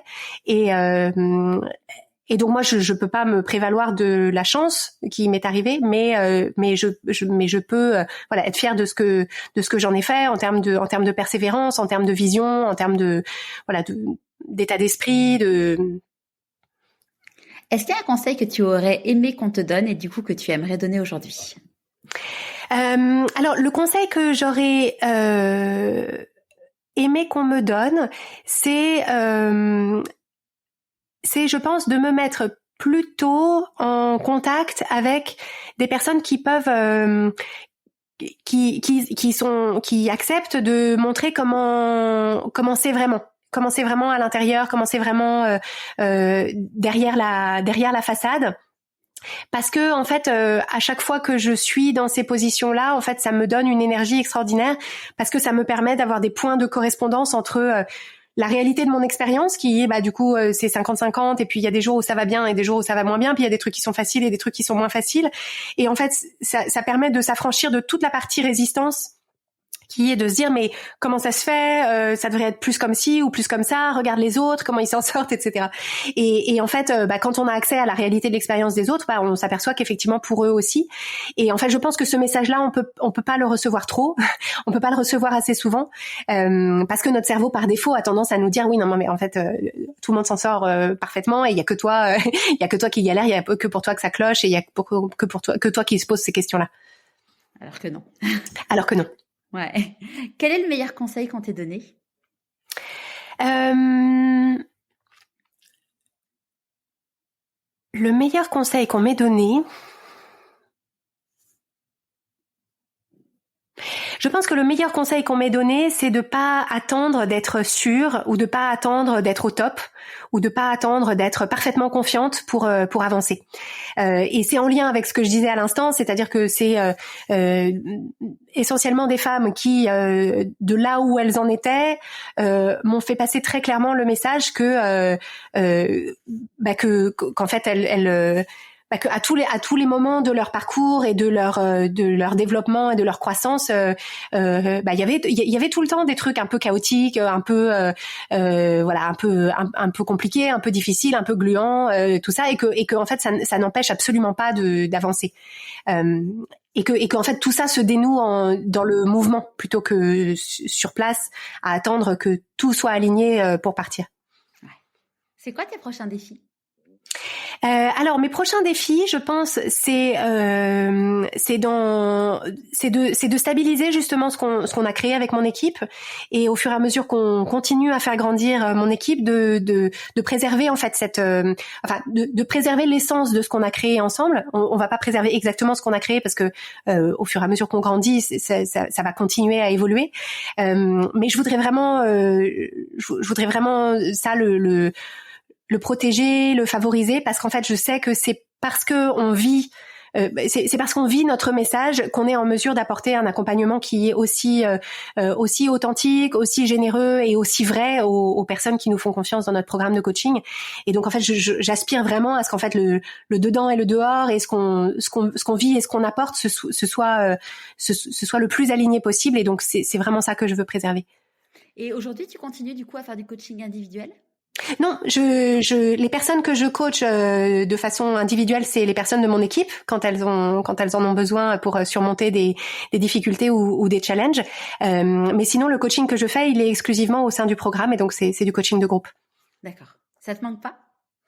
Alors, ça ne me manque pas dans le sens où le coaching de groupe que je fais, c'est à chaque fois c'est un individu que je coach. C'est simplement qu'il y a d'autres personnes qui sont témoins de l'échange, et que en fait ça ne m'empêche pas d'avoir de construire des liens, de construire la connaissance des personnes que j'accompagne, et donc non, ça ne me manque pas. Et en fait j'aime énormément cette idée de démultiplier l'impact, en fait, c'est-à-dire de me dire je suis en train de passer un temps d'échange avec cette personne, et en fait je sais que ça crée de la valeur pour elle et ça crée de la valeur pour toutes les personnes qui sont en train de nous écouter, qui écouteront le replay après, qui en parleront, etc. Et donc en fait je trouve ça très très gratifiant en fait d'utiliser mon temps de cette façon-là. Est-ce que tu as un conseil de lecture? Alors la lecture récente qui m'a le plus marquée, ça va être complètement en lien avec ce que j'évoque beaucoup là, c'est un bouquin d'un type qui s'appelle Frédéric Laloux, Laloux. Donc j'imagine qu'il est français, mais son livre, je crois qu'il l'a publié d'abord en anglais. Ça s'appelle Reinventing Organizations. Et ça parle de justement des différents paradigmes qui sont au cœur de différents modes de fonctionnement d'organisation, et comment est-ce que l'évolution de la conscience des individus au fil du temps impacte l'évolution aussi des organisations dans lesquelles sont ces individus. Et ça m'a donné en fait un vocabulaire et des mots pour exprimer des choses que je pressentais, et ça m'a permis aussi de valider certaines directions que je prends moi au sein de mon entreprise et avec mon équipe, où je me demandais, comme c'est pas tout à fait ce qu'on fait aux AGF ou à la BP, qui sont les deux entreprises pour lesquelles mes parents travaillaient, donc voilà des très grosses entreprises, voilà, de me dire parfois si moi je cherche à faire quelque chose qui est différent, est-ce que ça veut dire que c'est pas que je me trompe, que je me fourvoie, que je vais m'en mordre les doigts plus tard, ou est-ce que en fait c'est juste voilà une nouvelle génération, un nouveau paradigme d'organisation. Donc ça m'a énormément intéressée de lire ce livre. Super, merci Clotilde. Avant qu'on se quitte, à qui as-tu envie de dire merci et pourquoi? Eh bien, j'ai pensé coup sur coup à mes parents, à mon mari et à mon équipe. Donc je sais pas ce que ça dit de moi, mais je pense que là tout de suite, comme j'ai beaucoup parlé de mon équipe pendant cet épisode, j'ai envie de remercier mon mari parce que je pense que voilà, c'est vraiment un homme moderne dans le sens où notamment en termes de parentalité, il est extrêmement impliqué dans la vie de ses enfants, ce qu'on ne prend pas le temps de souligner quand c'est une femme, et pour voilà diverses raisons on prend le temps de le souligner quand c'est un homme, mais voilà, je mesure la chance que j'ai d'être voilà de faire partie de cette équipe parentale là. C'est vraiment ce que je souhaiterais à tous et à toutes, et aux hommes et aux femmes d'ailleurs, parce que je vois bien que du coup ce qu'il vit avec nos enfants, il passerait complètement à côté s'il n'était pas impliqué de cette façon-là dans leur vie et dans leur quotidien. Donc il y a cet aspect-là, il y a aussi le fait que comme lui il est aussi chef d'entreprise, c'est vrai qu'au quotidien cette solitude de l'entrepreneur, je ne la connais pas parce que justement j'ai un autre entrepreneur avec moi, et que quand en préparant le dîner on peut discuter voilà d'embauche et d'impôts sur les sociétés et de management, c'est vrai que ça change énormément la perspective en fait, ça normalise les choses, et c'est vrai que c'est une chance d'avoir ça à la maison. Il a une entreprise de quoi? Alors lui, il est resté complètement dans l'informatique, et il a une entreprise qui propose une solution d'intelligence artificielle pour la modération des contenus en ligne. Ça s'appelle BCDO, et voilà, ça fonctionne très bien pour lui aussi. Super. Un grand merci Clotilde. Et puis, si on veut écouter ton podcast, donc c'est Change ma vie. Et si on veut en savoir plus sur ton programme, Change ma vie aussi, le site web. Si les personnes veulent en savoir plus, c'est sur changemavie.com/coaching. Merci Clotilde. Merci beaucoup Charlotte. J'espère que ce nouvel épisode vous aura plu. Comme j'ai pu vous l'expliquer dans la newsletter de la semaine dernière, j'ai décidé de diffuser un épisode de podcast toutes les 2 semaines. Nous nous retrouverons donc jeudi dans 2 semaines avec une nouvelle femme exceptionnelle. Anne-Sophie a fondé une association pour aider les femmes en burn-out. J'ai hâte de vous le faire écouter. Comme vous le savez, si le podcast vous plaît, n'hésitez pas à vous abonner sur votre plateforme d'écoute préférée et à laisser 5 étoiles et un commentaire sur Apple Podcast. Pour moi, c'est énorme. Désormais, je vais donc vous offrir d'autres contenus tels que des webinars. N'hésitez donc pas à me suivre sur Instagram, sur pourquoipasmoi.co, et à vous abonner à la newsletter pour ne rien rater. En attendant, je vous donne rendez-vous demain pour la newsletter.